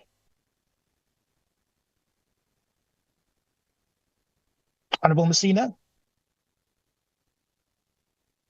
Just a moment for me. Just 1 second, please. Apologies. No problem. I'm struggling with network, but I'm getting it right. Okay.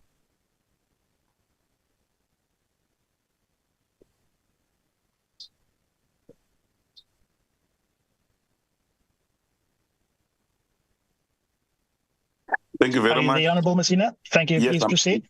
Yes, I'm there. Thank you very much. Our oversight responsibility calls for us to interrogate how we can better the lives of our people, not only in certain geographical areas, but across our country. In this regard, we are called to evaluate the impact of programs that the department and entities that we are overseeing are implementing. Historically, economic growth and development have been concentrated around urban areas such as Gauteng, KwaZulu-Natal, and the Western Cape Province, with pockets of excellence in other provinces. This is perpetuated by the patterns of funding by development by DFIs, which deepen the existing economic concentration and our spatial inequalities. Government's program on economic policies have sought to decentralize economic activities to create business and employment opportunities across the provinces and include rural areas and township economies. Rural and township economies tend to have relatively high levels of unemployment and poverty, as well as a concentration of more vulnerable segment of our society. As a result of these areas lend themselves into plethora of socio-economic ills and migration of working age population to urban areas. Therefore, the development of rural and township economies is central to ensuring that there are businesses and employment opportunities in these areas and integrate marginalized Black people into the mainstream economy. The Portfolio Committee on Trade and Industry Competition has prioritized the oversight of the Department of Trade and Industry and Competition to roll out special economic zones and industrial parks revitalization program, amongst others, as well as incentive to support businesses operating in these facilities, which seek to support economic decentralization. In this regard, it has undertaken oversight visits in 6 SEZ within Gauteng, KwaZulu-Natal, and Western Cape provinces, as well as Isithebe Industrial Park in KwaZulu-Natal. There are success stories amongst the SEZ, such as the Kucha SEZ, which is currently expanding, and the Tshwane automotive sector, which is the fastest developing and employment creating SEZ thus far. This SEZ plays a significant role in supporting countries' industrial policy by creating environment conducive to export-led growth, investment, as well as job creation. However, several SEZ and industrial park are struggling due to common threat, namely the lack of coordination between national, provincial, and local government, which is essential to drive economic development. At the local government level, this program faces implementation bottlenecks due to weak municipal capacity, poor water, electricity, and road infrastructure, inconsistent service delivery patterns, and administrative blockages, such as the delay in processing of business licensing, rezoning of land, and building plans approvals, amongst others. Capacity building has been identified as a key lever to address these implementation bottlenecks within municipalities. This will include administrative, technical, and financial and political aspects of running municipalities, as well as the understanding of the importance of the role of in contributing towards local economic development. The district development model is an intergovernmental strategy for improving governance service delivery by having all spheres of government working together to create a single integrated one plan at the district and municipal as well as metropolitan level. This strategy seeks to achieve the comprehensive development of outcome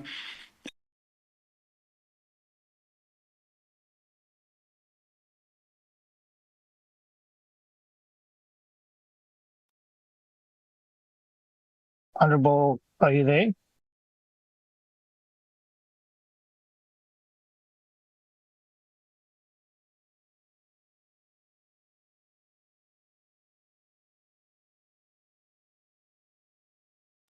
Honorable Masina, can you hear us? Honorable Masina, can you hear us?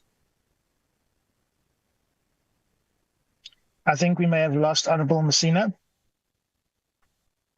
We will continue with the next speaker, and the table can give me an indication of how much time Honorable Masina has left. We'll continue with the next speaker until we can get hold of Honorable Masina again. The next speaker will be from MK, Honorable Gana. But before Honorable Gana starts, I want to address Honorable Kahula. Your The issue raised is valid, and these debates will be taken to the House for a decision, as mini plenaries cannot take decisions. If approved, the resolutions will be communicated to relevant authorities for implementation.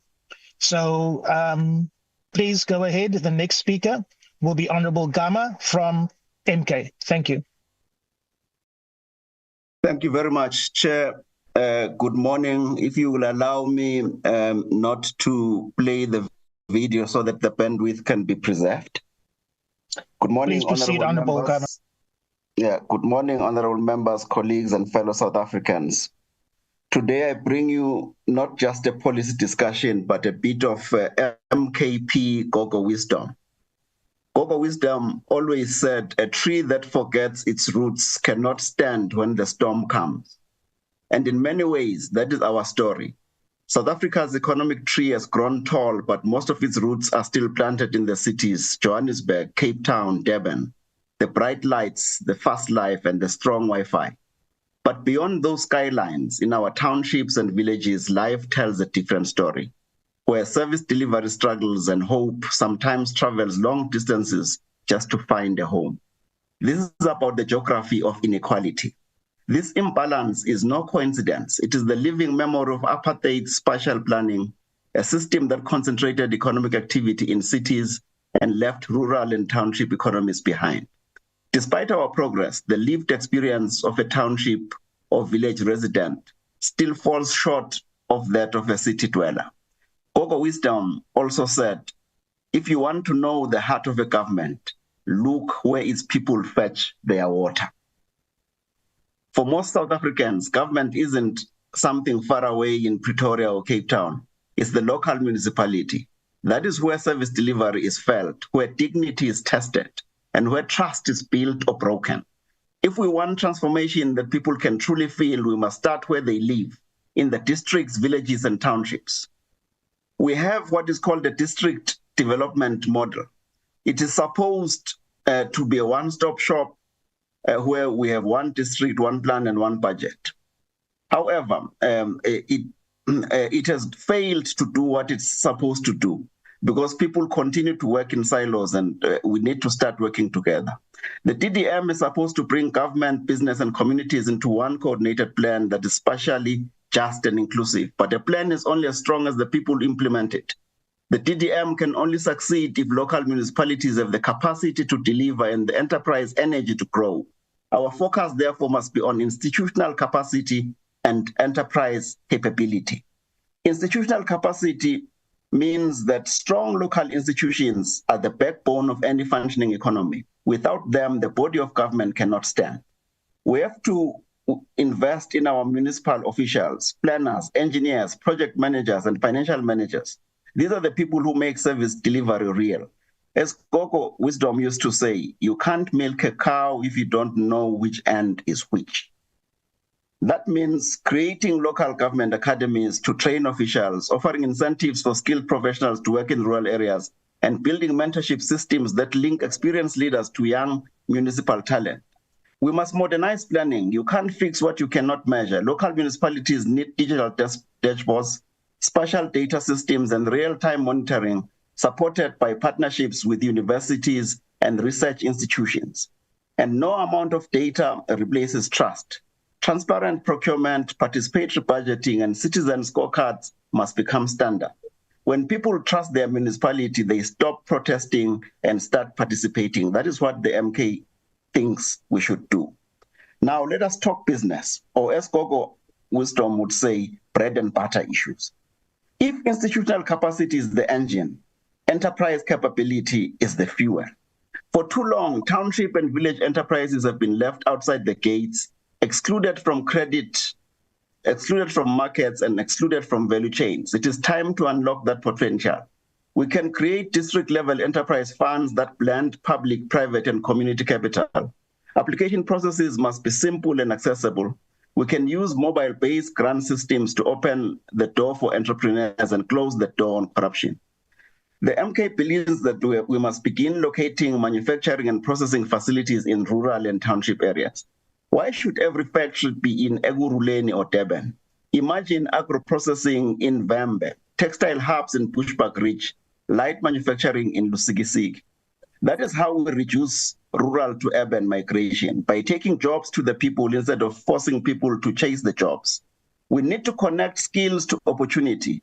We must partner with TVET colleges and local hubs to train young people in agro-processing, digital services, renewable technologies. The economy of tomorrow can and should be built in our townships and in our villages. When strong institutions meet capable enterprises, something extraordinary happens, a transformative nexus. The MK believes that municipalities with good governance start delivering sustainable infrastructure, roads, water, energy, housing, and broadband. Enterprises use that infrastructure to grow, employ, and innovate.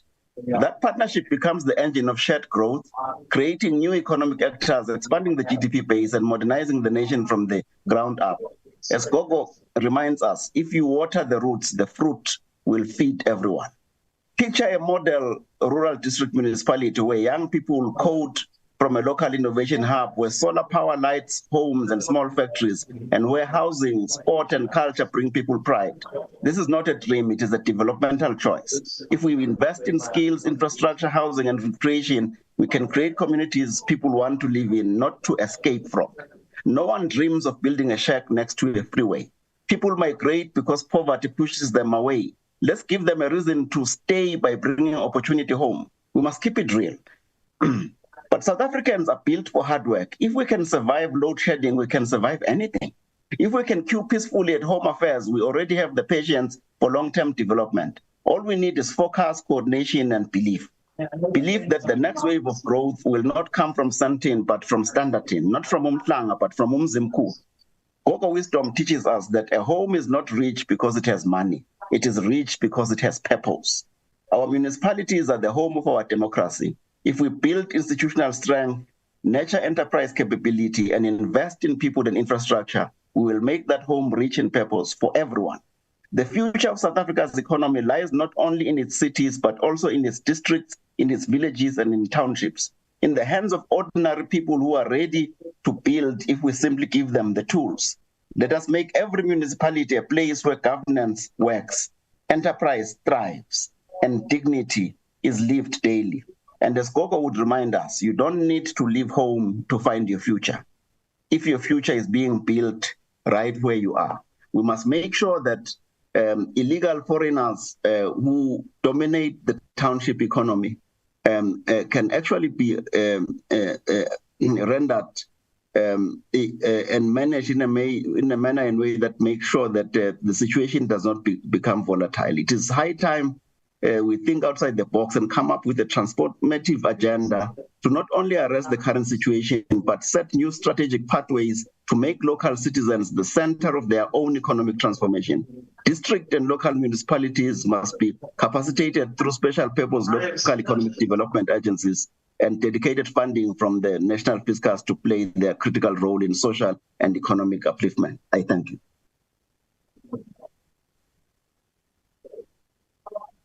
Thank you, Honorable Gama. The next speaker will be from the ANC, Honorable Molotsane. Thank you. Thank you very much, Chairperson. Chairperson, can you allow me to... Just hold for a second, Honorable Molotsane. Honorable Hatting, could you please mute your mic? Honorable Hatting from the DA, could you please mute your mic? Honorable Hatting, thank you very much. Please proceed. Thank you, Chairperson. Can you allow me to switch off the video so that I don't lose the network? Please proceed, ma'am. Thank you, Chair, and good morning, honorable members. Micro, small, and medium enterprises form the backbone of most economies worldwide. They are pivotal in driving inclusive economic growth, fostering innovation, and generating employment opportunities. In both development and developing nations, MSMEs bridge the gap between large corporations and informal businesses, ensuring a diversified and resilient economic structure.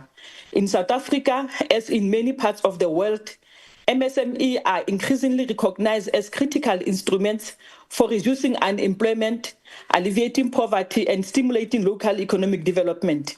In South Africa, MSME contribute more than 5 trillion to the economy and employ 80% of the workforce. Globally, MSME represent more than 90% of all registered businesses and are instrumental in driving employment, innovation, and competitiveness. According to the Department of Small Business Development and Statistics South Africa, MSMEs contribute between 35% and 40% of our country's gross domestic product. The global average is that MSME contributes some 70% to GDP, which indicates the level of importance of growing the sector in South Africa. The MSMEs span over diverse industries such as manufacturing, agriculture, construction, retail, and tourism and information technology. MSME are highly crucial in township and rural economies, providing livelihoods and contributing to social stability. Beyond their GDP contribution, MSME play a critical role in achieving sustainable and inclusive economic development. They provide economic opportunities to women, youth, and marginalized communities, helping to reduce inequality and poverty. They are also integral to achieving several United Nations Sustainable Development Goals, including decent work and economic growth, industry and innovation, and reduced inequality. The district development model, which is a transformative governance and development framework introduced to promote integrated, inclusive, and sustainable local development, is imperable for microeconomic development. The DDM has immense potential to stimulate microeconomic growth by connecting markets, infrastructure, and logistics with economic potential of people in rural areas and township.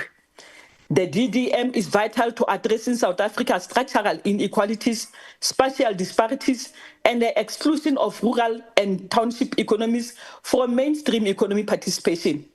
The investment of microeconomic growth and diversity of markets through the DDM coincides with the ANC 2024 manifesto, which states that monopoly concentration impedes the expansion of cooperative, small enterprise, and the new market entrants.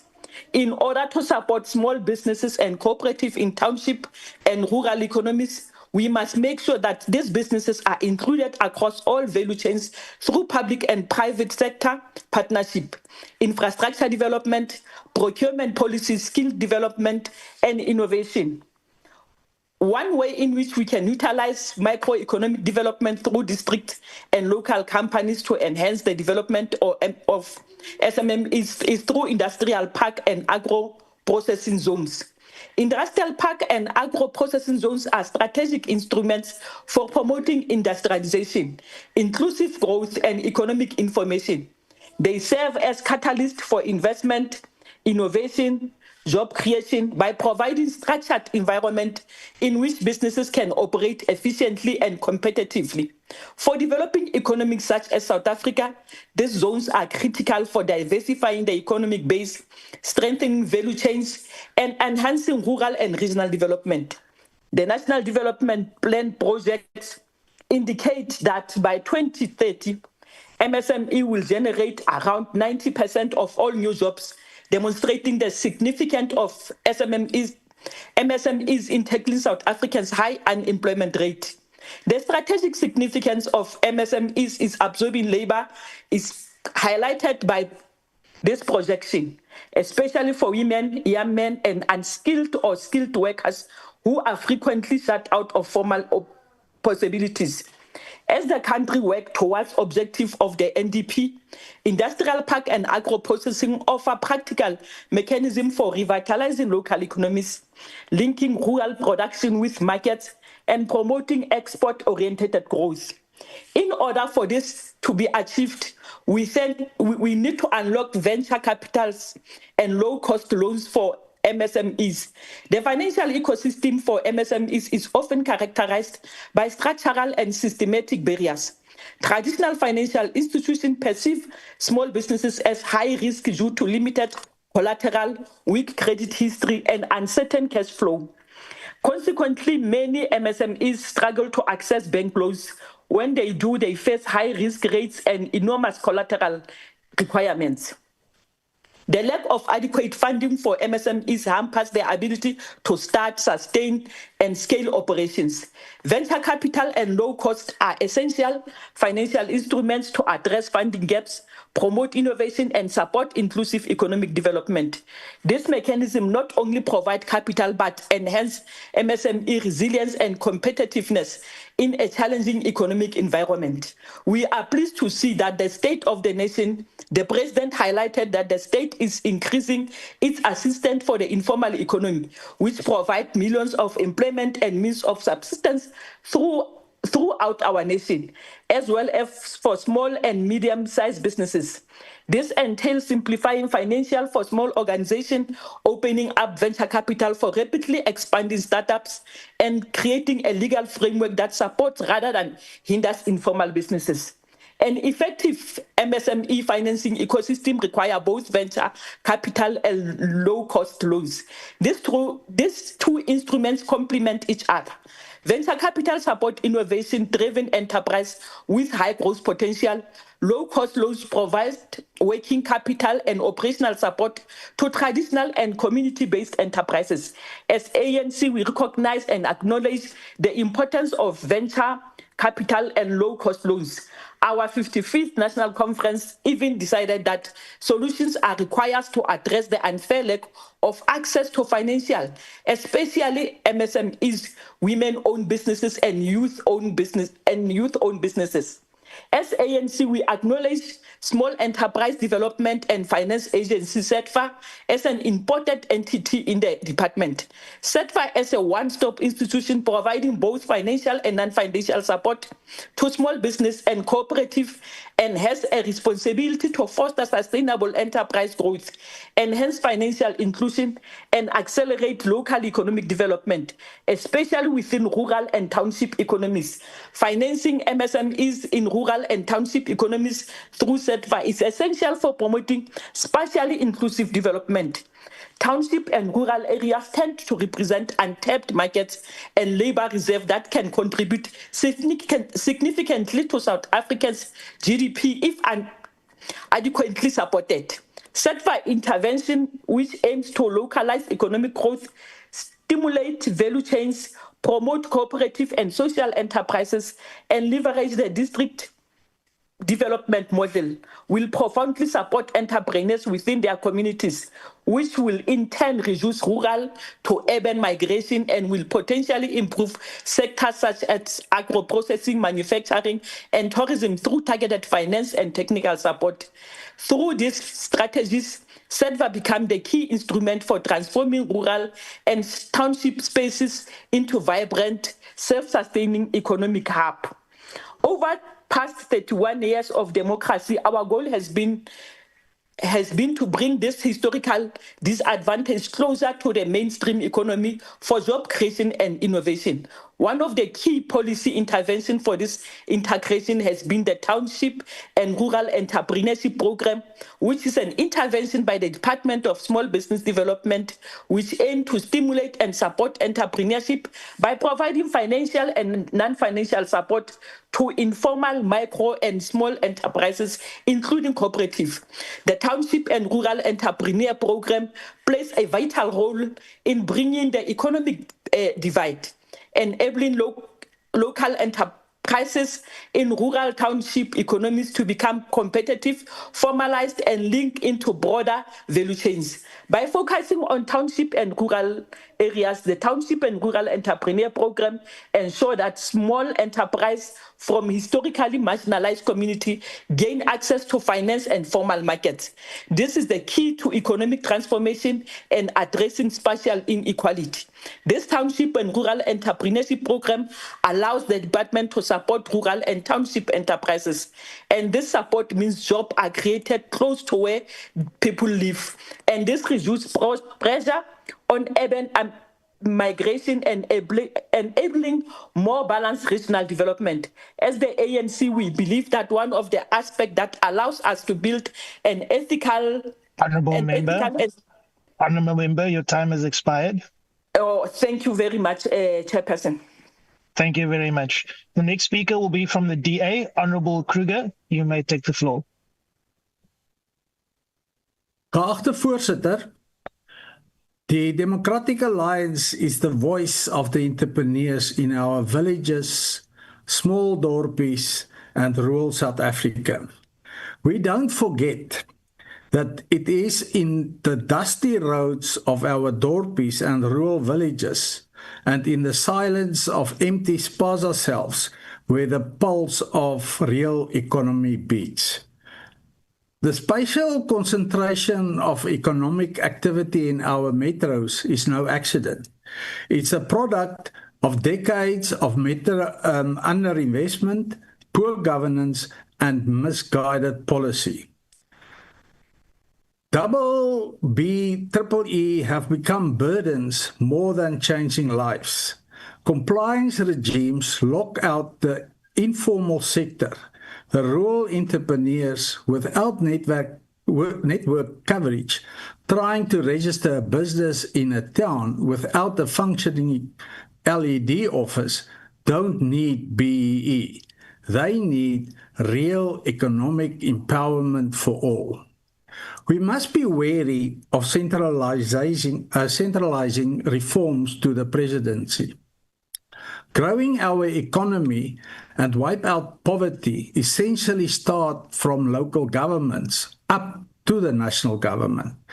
Entrepreneurs constantly ask, how does centralizing reforms in the presidency fix a broken local system? How do presidential units deliver cut red tape, provincial red tape? The Small Enterprise Development and Finance Agency were meant to be the oxygen to rural enterprise. Yet, their footprint remains limited and their processes are impregnated with red tape. We must expand SETFA's footprint into every small dorpie, every village, and every municipality to empower startups with real-time turnaround. Voorsitter, ek praat van daardie gemeenskappe waar 'n winkel oopmaak sonder krag en lopende water, waar 'n entrepreneur spaza shop produkte in sy bakkie moet bære omdat die winkel gesluit is sonder rede. In daardie dorpe word bemagtiging gemeet in dade en nie sertifikate nie. Ons moet beleid ontwikkel wat werk waar dit saak maak. In Hertsgwil, in Dr. J.S. Marokka, in Wakkerstroom, in elke vergete klein dorpie. We must support quasi-pioneers and small businesses in rural areas to access markets by funding infrastructure for local trade fairs, agri-hubs, cross-border value chains. If a farmer in Temisiliani can't move her produce to town because of potholes and permit delays, we haven't liberated the economy. We failed it. The Democratic Alliance believes in building a government that enables, not controls, that trusts entrepreneurs, not stifles. We are already implementing smart governance models in towns we govern. We permit timelines are fixed, procurement is transparent, and small business desks are functional.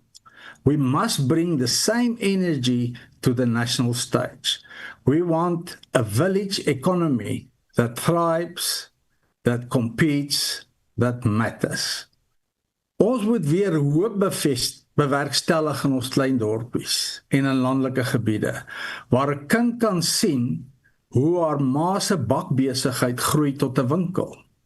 Waar plaaslike owerhede nie die struikelblokke is nie, maar die brugbouers. Waar ekonomiese groei nie begin in Sandton nie, maar in Steynsburg. Dit is moontlik, maar ons moet die koffie begin ruik en skouer aan die wiel sit. The DA proposes a massive rural skill development rollout and broadband initiative. One that brings Wi-Fi hubs to every village and small dorpie. Partners with TVET colleges and NGOs to deliver mobile skill programs and to ensure that a young person in Sukulekwa has the same digital access as the one in Midrand. This parliament must also reconsider how we allocate development funding. Far too much is spent on overheads and too little reaches the ground. We must introduce performance-based funding models where local economic development funding to municipalities is based on measurable job creation, infrastructure rollout, and business registration improvements. We must reward delivery and not intention. Chairperson, as part of the Government of National Unity, Deputy Minister Honourable James Sithole is demonstrated that cooperative governance should be focused, accountable, and relentlessly practical. Her efforts in facilitating access to the Township and Rural Enterprise Program and their outreach have resulted in real, visible impact in previously overlooked areas. For the first time, many informal traders and cooperatives in provinces like Mpumalanga, Limpopo, Northern Cape, and the Eastern Cape feel like real entrepreneurs. The fact, Chairperson, is that if we don't tear down the walls of exclusion that red tape and government policy have built, then we will have failed the small dorpie and rural entrepreneur, the formal trader, the cooperative member, and the emerging farmer. Ek dank u. Thank you, Honourable Kruger. The next speaker will be from the EFF, Honourable Nias. You may take the floor.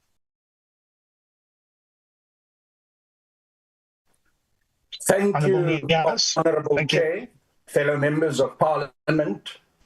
I rise on behalf of the economic freedom fighters to address the subject for discussion before us.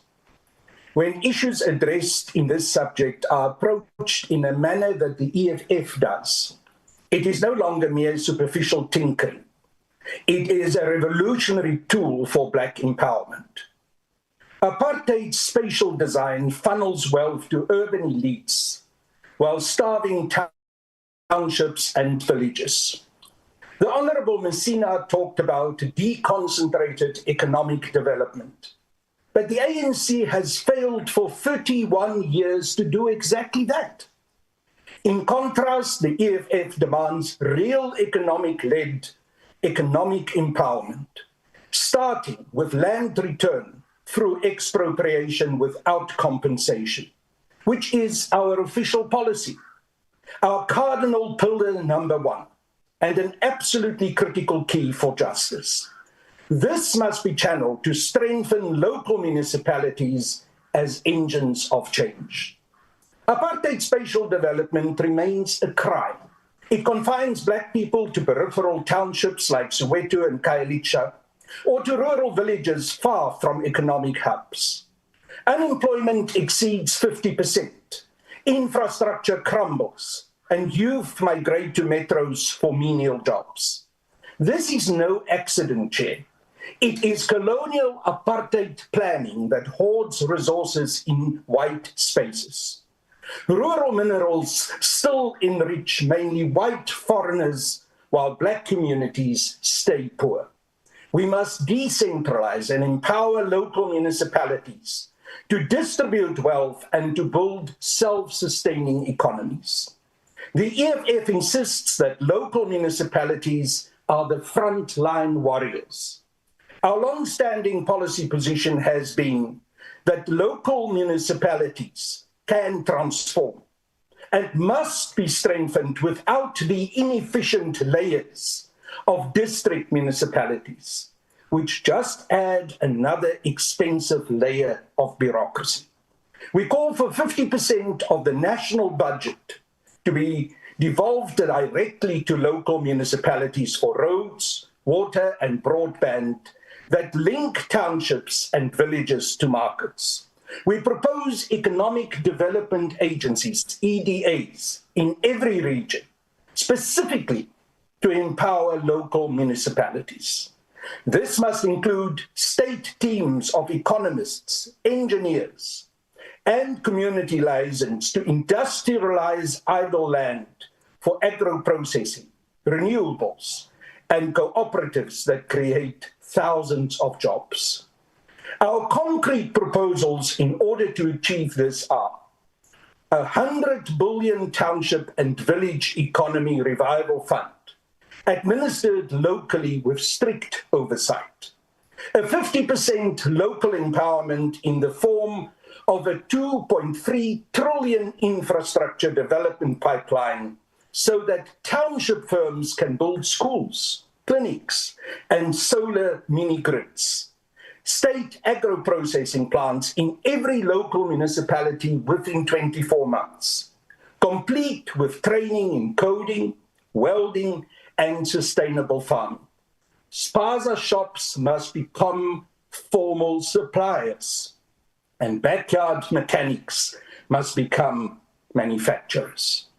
The government must lead and reject new liberalism.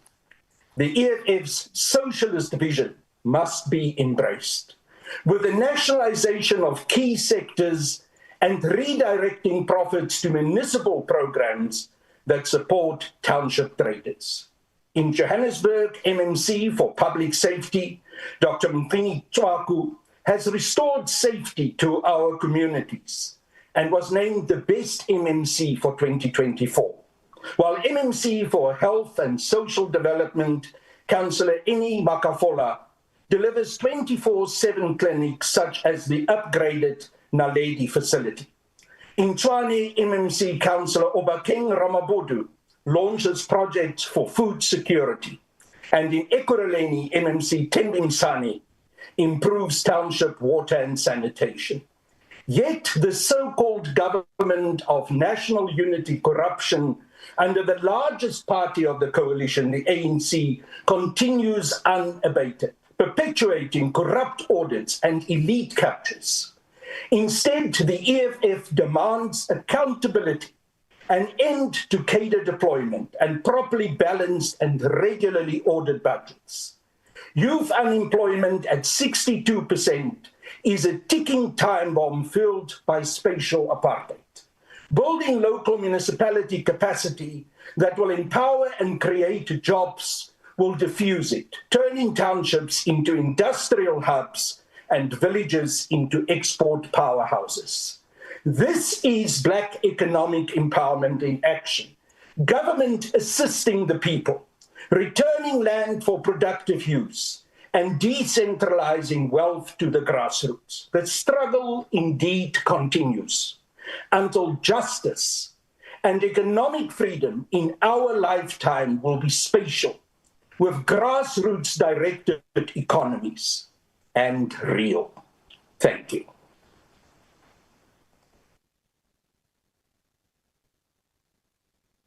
Thank you, Honorable Nias. The next speaker will be from the IFP. It will be Honorable Machi. Thank you. You may take the floor.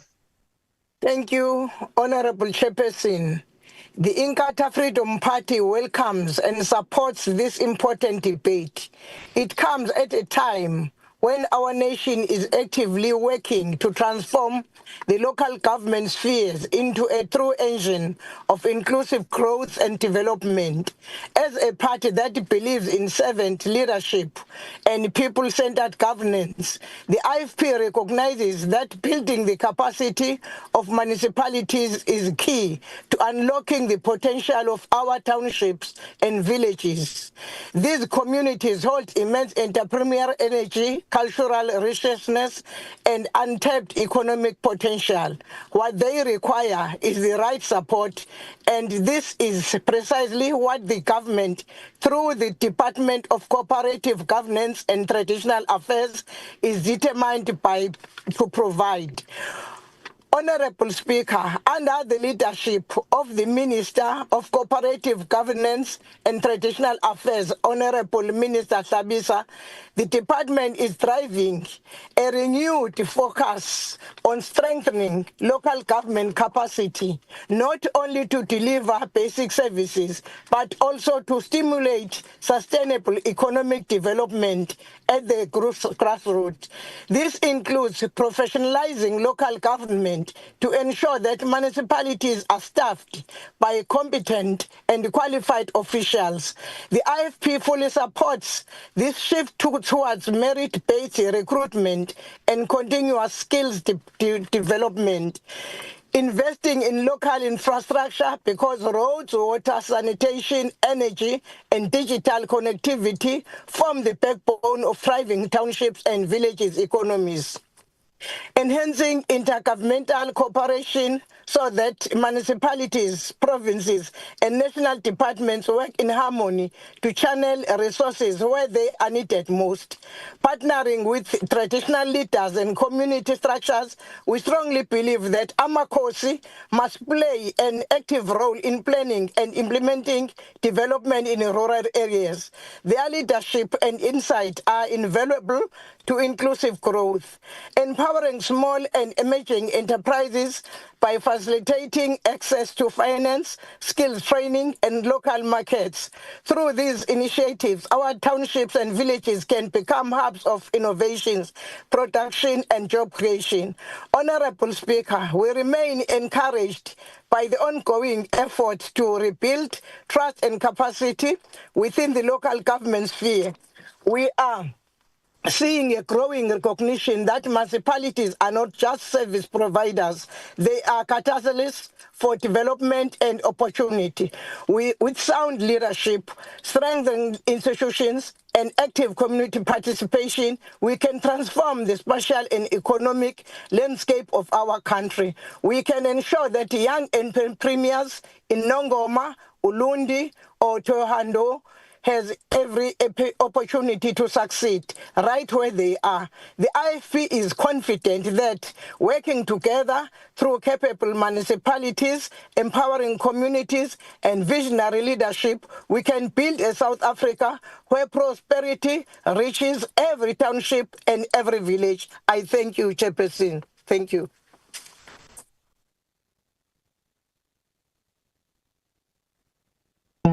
The next speaker will be from the PA, Honorable Peters. Please go ahead. Thank you, Chair. Honorable members, for too long, South Africa's economy has lived in two worlds, the glittering urban centers where opportunity thrives and the forgotten townships and villages where poverty lingers generation after generation. This spatial divide is not accidental. It is a legacy of a system that kept wealth in cities and left the townships with empty promises. Today, the Patriotic Alliance say enough. It is time to build the capacity of our district and local municipalities to give them the tools, resources, and authority to ignite real economic growth in the townships and villages of this country. How can we talk about equality when a young entrepreneur in Nigel, in Geluksdal, or Guyana has to travel hundreds of kilometers just to find funding or business support? How can we speak of progress when local economies depend entirely on what happens in Sandton or Cape Town? Let's create jobs where people live instead of forcing them to migrate to already overcrowded cities. For a more resilient, diversified local economies that contribute to national growth and social cohesion. Thank you, Chair. Thank you very much. The next speaker will be from the Freedom Front Plus, Honorable Denner. Honorable Denner, please take the floor. Thank you. As Chairperson, the core mandate underpinning the National Development Strategy is clear and similar to today's topic, namely building the capacity of district and local municipalities to develop and support township and village economies, and thereby address the spatial concentration of economic activities in the country. This legislative vision requires local government to act as efficient frontline development agencies, dedicated to promoting the social and economic development of communities they serve. This is the promise, how it should be. The legislative and policy frameworks outline a vision for inclusive growth. The Constitution and the Local Government Municipal Systems Act mandate municipalities to promote the social and economic progress of the people they serve. The National Framework for Local Economic Development encourages effective implementation of sustainable community investment programs and innovative local ideas. If the system functioned as intended, we would see local government facilitating tangible growth. Dedicated initiatives such as the Township and Rural Entrepreneurship Program would successfully provide blended finance and business development support to informal, micro and small enterprises in these areas. In this ideal scenario, dedicated infrastructure grants such as the Municipal Infrastructure Grant would effectively eradicate backlogs in basic services like water, sanitation, roads and lighting, which are essential for business development. We would witness the active revitalization of industrial infrastructure in townships through the Industrial Parks Revitalization Program to enhance competitiveness, and ultimately district and local municipalities would drive the active development of village and township economies and remove inhibiting regulations. This is the blueprint for prosperity. This is how it was meant to work. Yet, the reality that confronts millions of South Africans daily is one of widespread municipal decay. The vision of efficient development agencies has been overshadowed by failure. Far too long, chronic underfunding of maintenance, with many municipalities spending 4% or less of their budget on infrastructure upkeep, has resulted in the acceleration or accelerated deterioration of crucial municipal assets. We see this failure manifest daily. Water leaks in aging and poorly maintained pipes account for over 40% of water losses. This collapse is not accidental. It is a direct consequence of poor governance and even poorer financial management. Corruption, including tender rigging and fraud, diverts funds away from essential infrastructure projects. Over 60% of municipal wastewater treatment works are in a poor or critical state, discharging raw sewage in our water sources and creating serious health threats. Residents face dry taps, if they have taps at all, overflowing sewers, pervasive potholes and unreliable electricity, which directly impacts their quality of life and hinders economic activity and growth opportunities, particularly for small businesses. This poor service delivery also erodes public trust and drives frequent service delivery protests. This is a predictable outcome of failing local government over the past 3 decades under the ANC.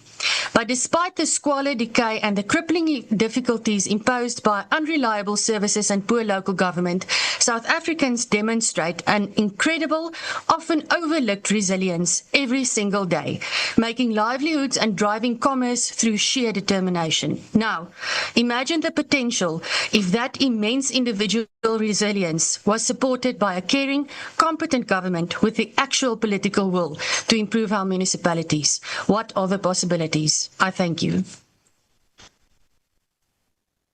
Thank you, Honourable Member. The next speaker will be from Action SA and will be Honourable Ngubeni. Thank you. You may take the floor. Thank you, Chair. It's Alan Beasley standing in for Honourable Ngubeni. Chairperson, South Africa's economic map is still divided by the same invisible lines that separated our people decades ago.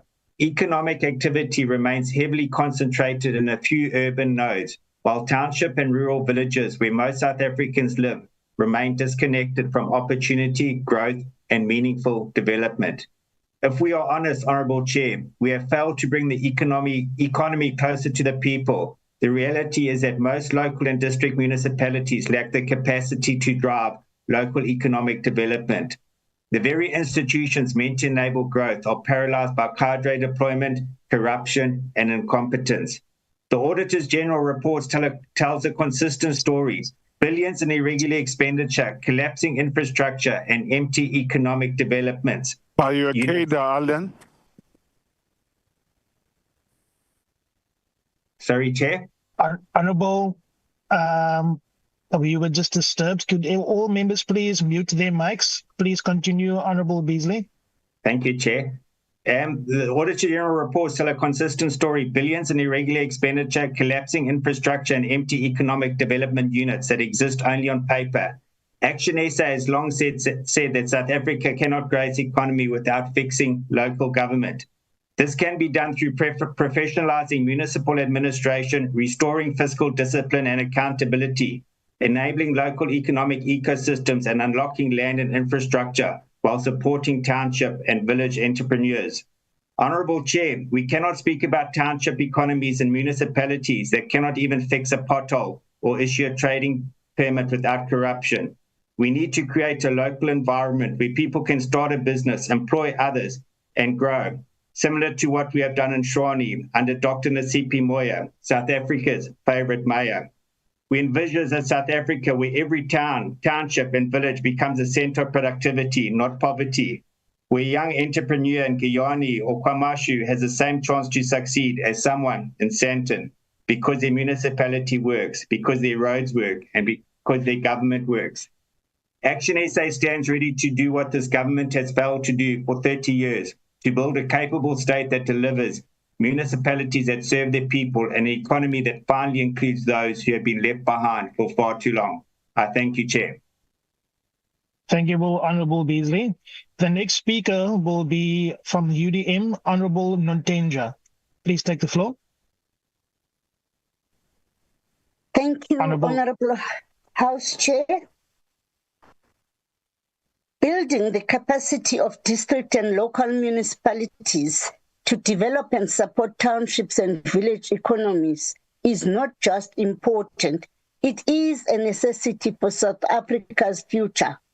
For far too long, economic activity has been concentrated in a few urban areas, leaving rural areas and townships behind. By strengthening local and district municipalities, that would empower them to create jobs, attract investment, and support small businesses where people actually live. This will reduce poverty, cut unemployment, and bring dignity to communities that have been historically neglected. Building this capacity will need a strong collaboration between all the local stakeholders, i.e., local government, businesses, non-profit organizations, and communities, to foster sustainable local economic growth and improve overall quality of life within the local and district municipalities. Furthermore, it will need investing in specialized infrastructure to support economic activities.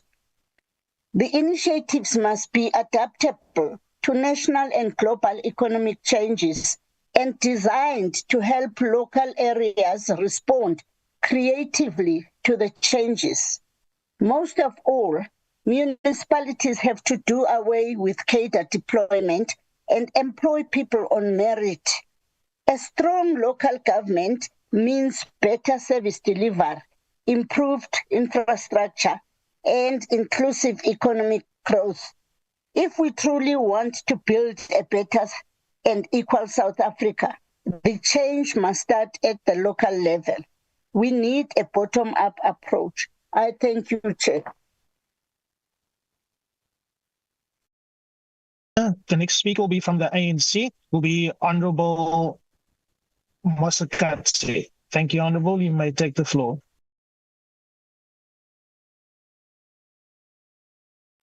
Honourable Mosekatse, ANC, are you there?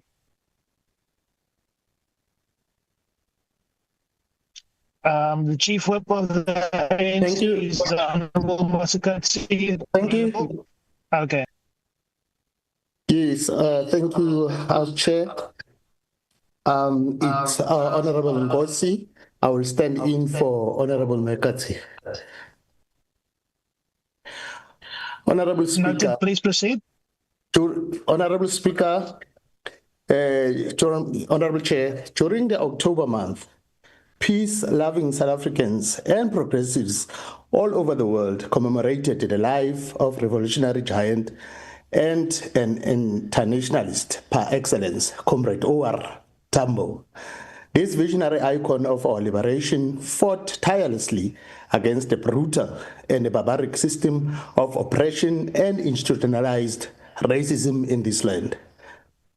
Comrade Tambo inspired many generations of freedom fighters and mobilized a strong and principled global support for a free, non-racial, non-sexist, democratic, and prosperous South African united in its diversity. Honorable Chair and honorable members, this enduring vision, which Tambo shared, continues to shape our endeavor to transform South Africa from the vagaries of apartheid manifesting in racial segregation, underdeveloped, and impoverishment.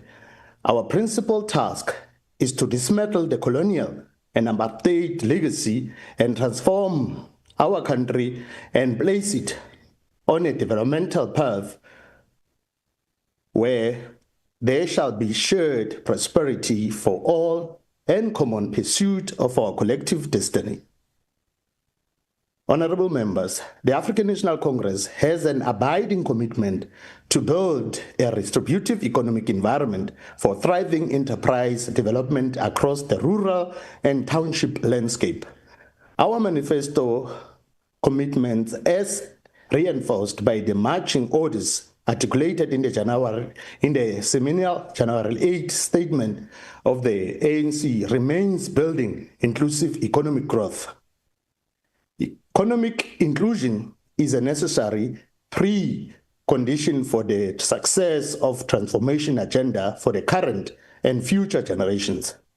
In this debate, we underscore that the microeconomic climate must become favorable to the development of economic hubs in rural areas and townships to change the face of rural and township life into one of the economic dynamism and prosperity.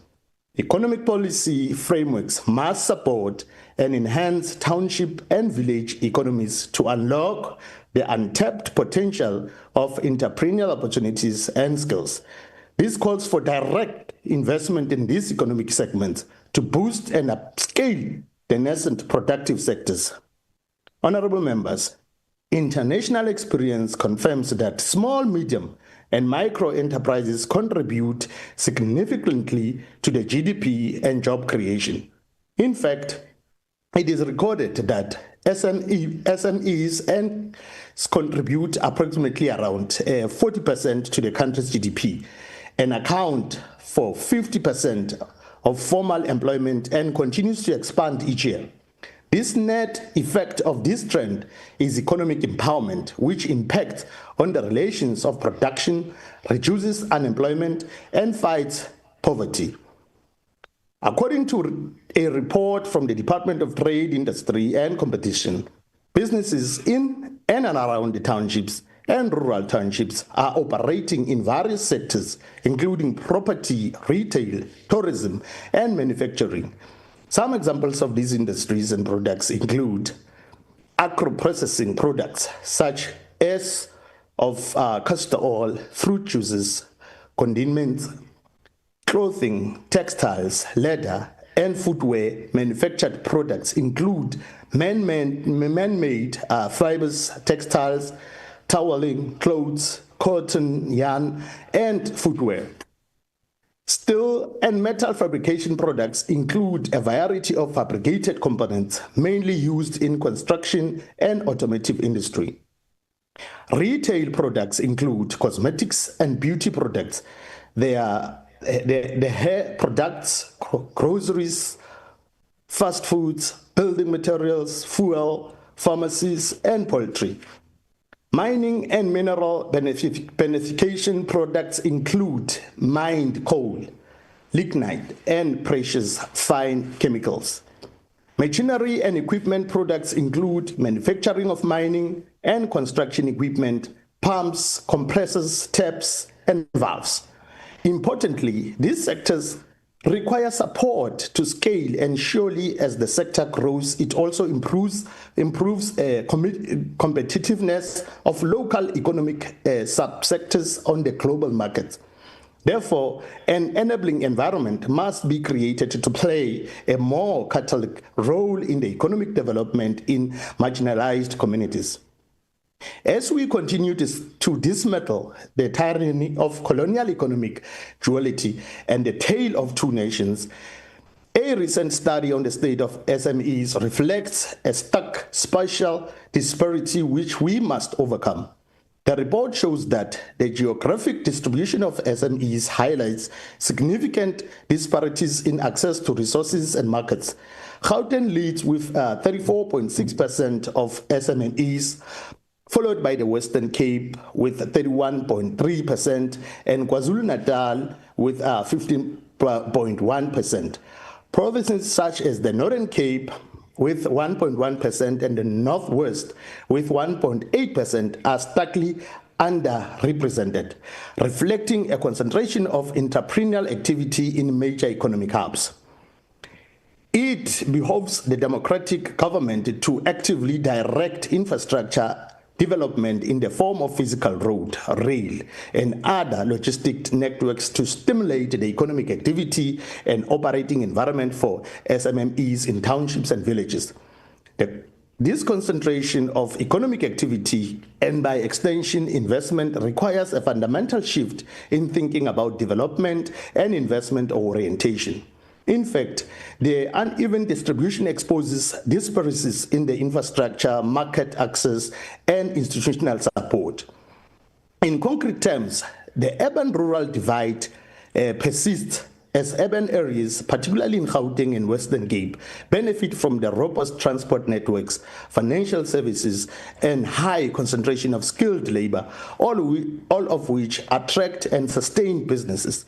In contrast, rural and underrepresented provinces face challenges such as limited internet connectivity, inadequate funding opportunities, and lower levels of consumer demand.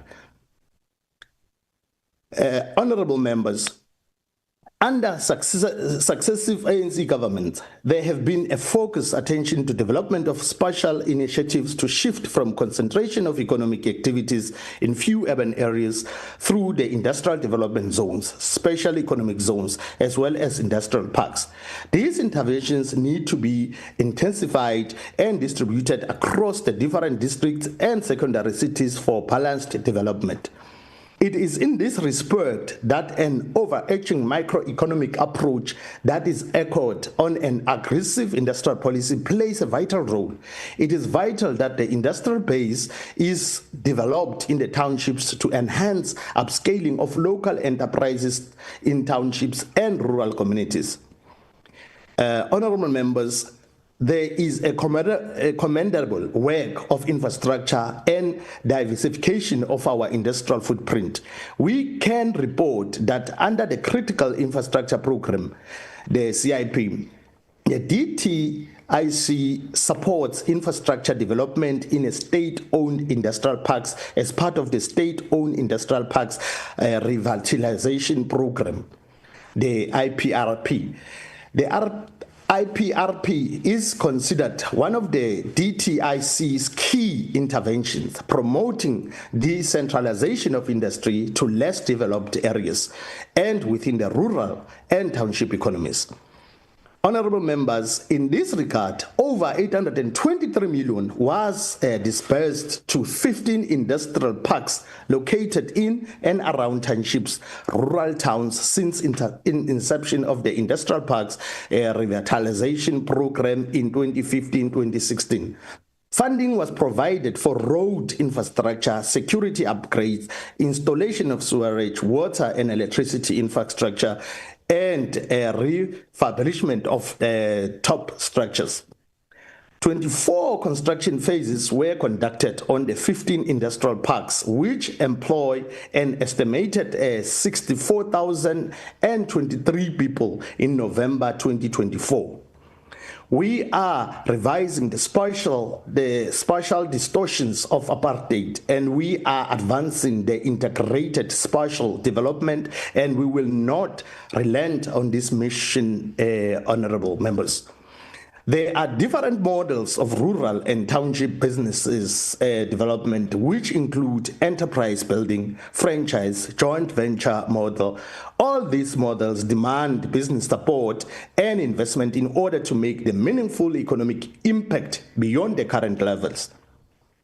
Barriers to economic development must be eradicated to unlock the potential of SMEs and encourage innovation through investment. It is for this reason that as the ANC, we believe that the financial sector must transform and change its investment approach to provide access to finance to support the growth of the SME sectors.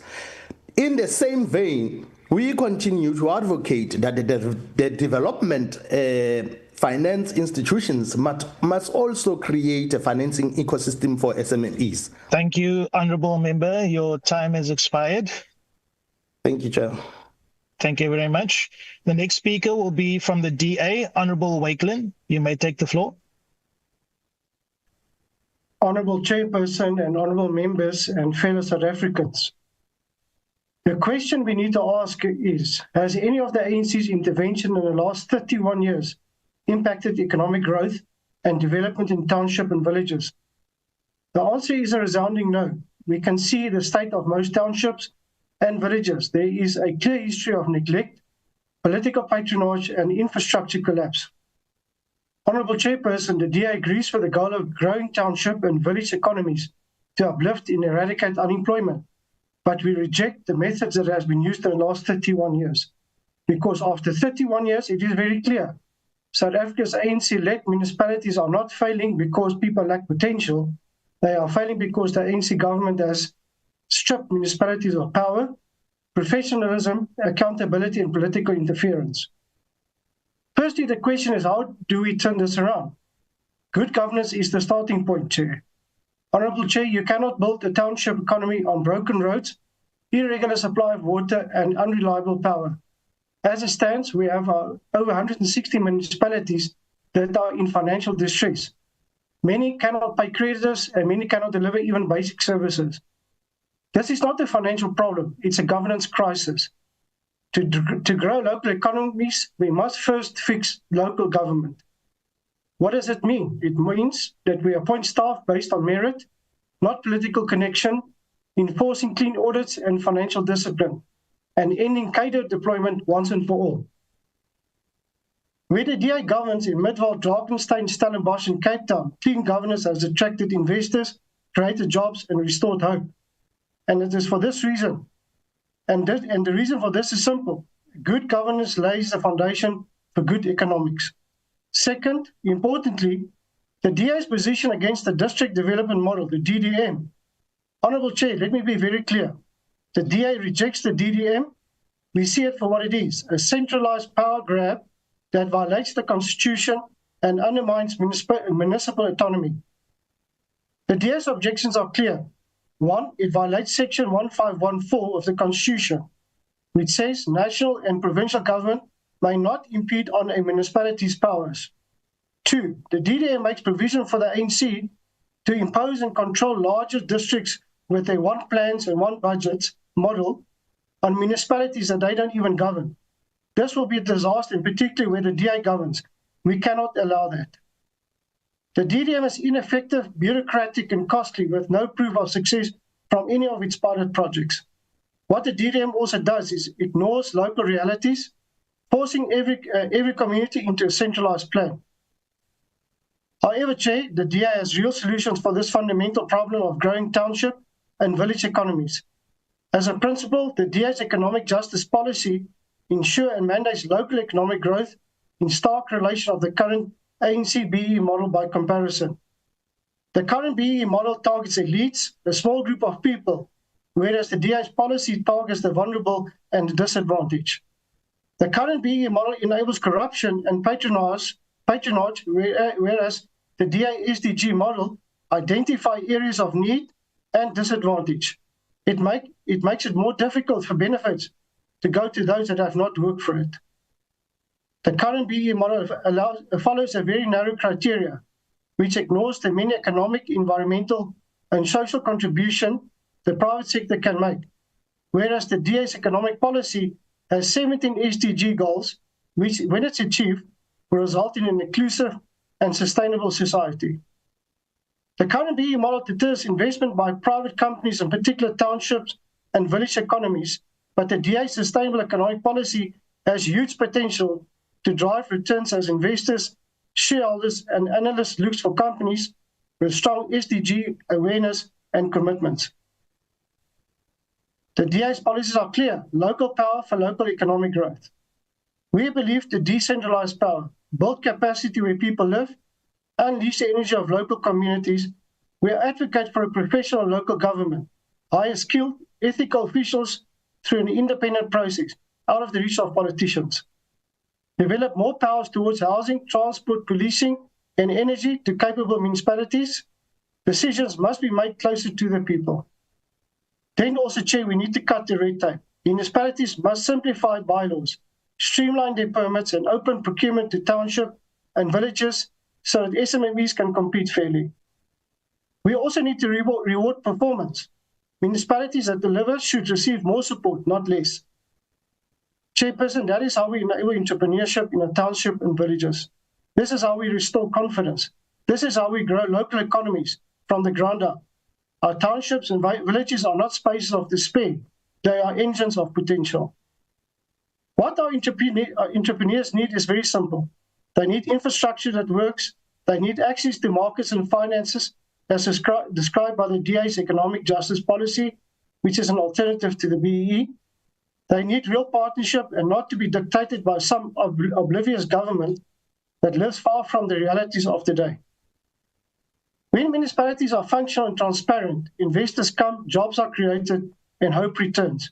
When municipalities are mismanaged, businesses close, and people lose faith. The choice is ours, and we need to make those choices now, as time is not on our side, Chair. Why would we support political expediency to triumph over good common business sense? Have we not suffered enough as a nation, Chair? As the Honourable President has said to the ANC councillors, go and learn from the DA on how they do things.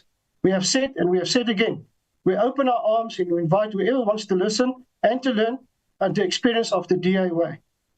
Honourable Chair, in conclusion, South African recovery will not come from the ANC's centralised plans in government. It will come from capable and committed local governments and determined entrepreneurs in every township, every village that is prepared to walk the long road to freedom, to economic freedom.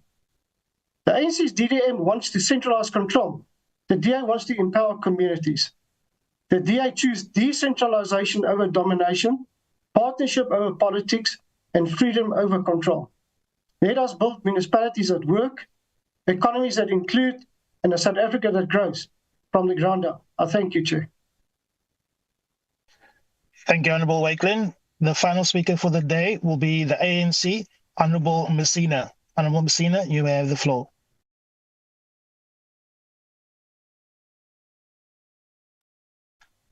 Honourable Masina from the ANC, you may wrap up. Apologies, I just dealing with net. I'm now connected. Thank you very much. Thank you very much to all the members who have participated in the debate. As we conclude this debate, it is clear that 30 years after democracy, some of the country's economic challenges remained, and most affected are those living in rural areas and township areas, the youth and the most vulnerable in our society. The executive and parliament have a constitutional responsibility to ensure that the Bill of Rights is realized for all citizens. In particular, Section 7.2 states that the state must respect, protect, and promote and fulfill the rights of the Bill of Rights.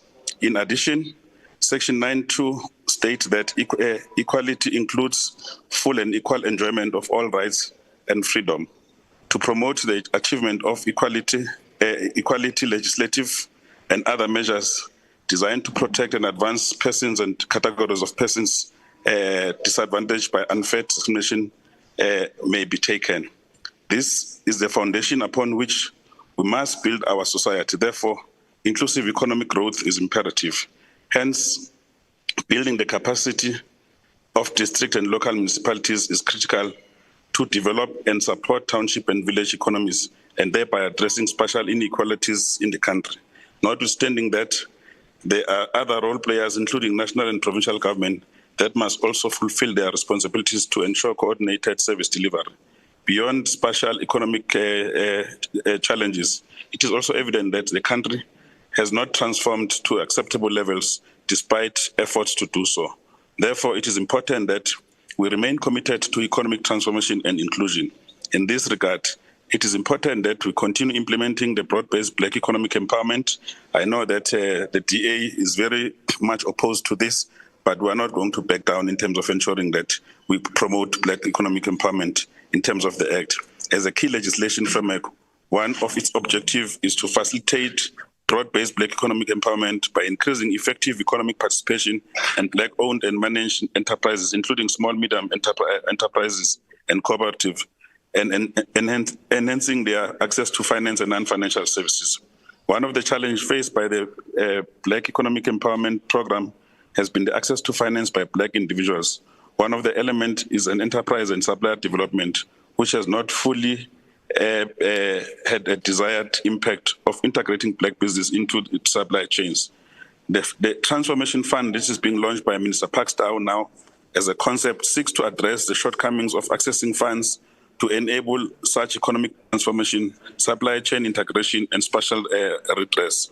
Furthermore, the Transformation Fund seeks to grow the economy and foster job creation through support of rural and township economies and small and micro enterprises. Furthermore, it has necessitated by challenges faced by SMMEs, including the lack of access to affordable financing, pre- and post-investment, and non-financial support.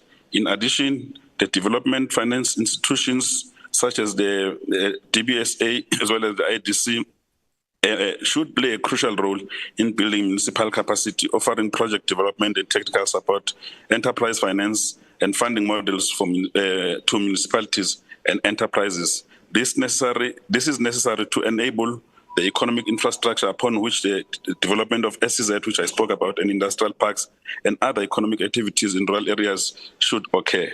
Other DFIs such as IDC and NEF should fund directly support rural and township enterprises by offering them financial and non-financial support. However, the DFI's capacity to offer funding also is constrained, and this is one area that must be addressed. Therefore, there is a need for additional state support to improve their funding capacity to build on the work that they have been doing and increase funding available to businesses. In addition to funding tools, we also have our disposal the DFI's fund from National Lottery that could be considered to provide much needed capacity to fund enterprises, cooperatives, as well as local industries that contributes to job creation and economic participation in rural township and economies. These funds could contribute towards the diversification of South Africa's economy through, for instance, funding enterprises involved in manufacturing, green industry, amongst others. In closing, an integration of national and provincial and municipal planning through district development is critical to address the misaligned policies and mismatch of resources to drive rural and township development. I thank you. Thank you, Honourable Masina, and thank you all to all the speakers. That concludes the debate and the business of this virtual mini-plenary session. The mini-plenary will now rise. Thank you.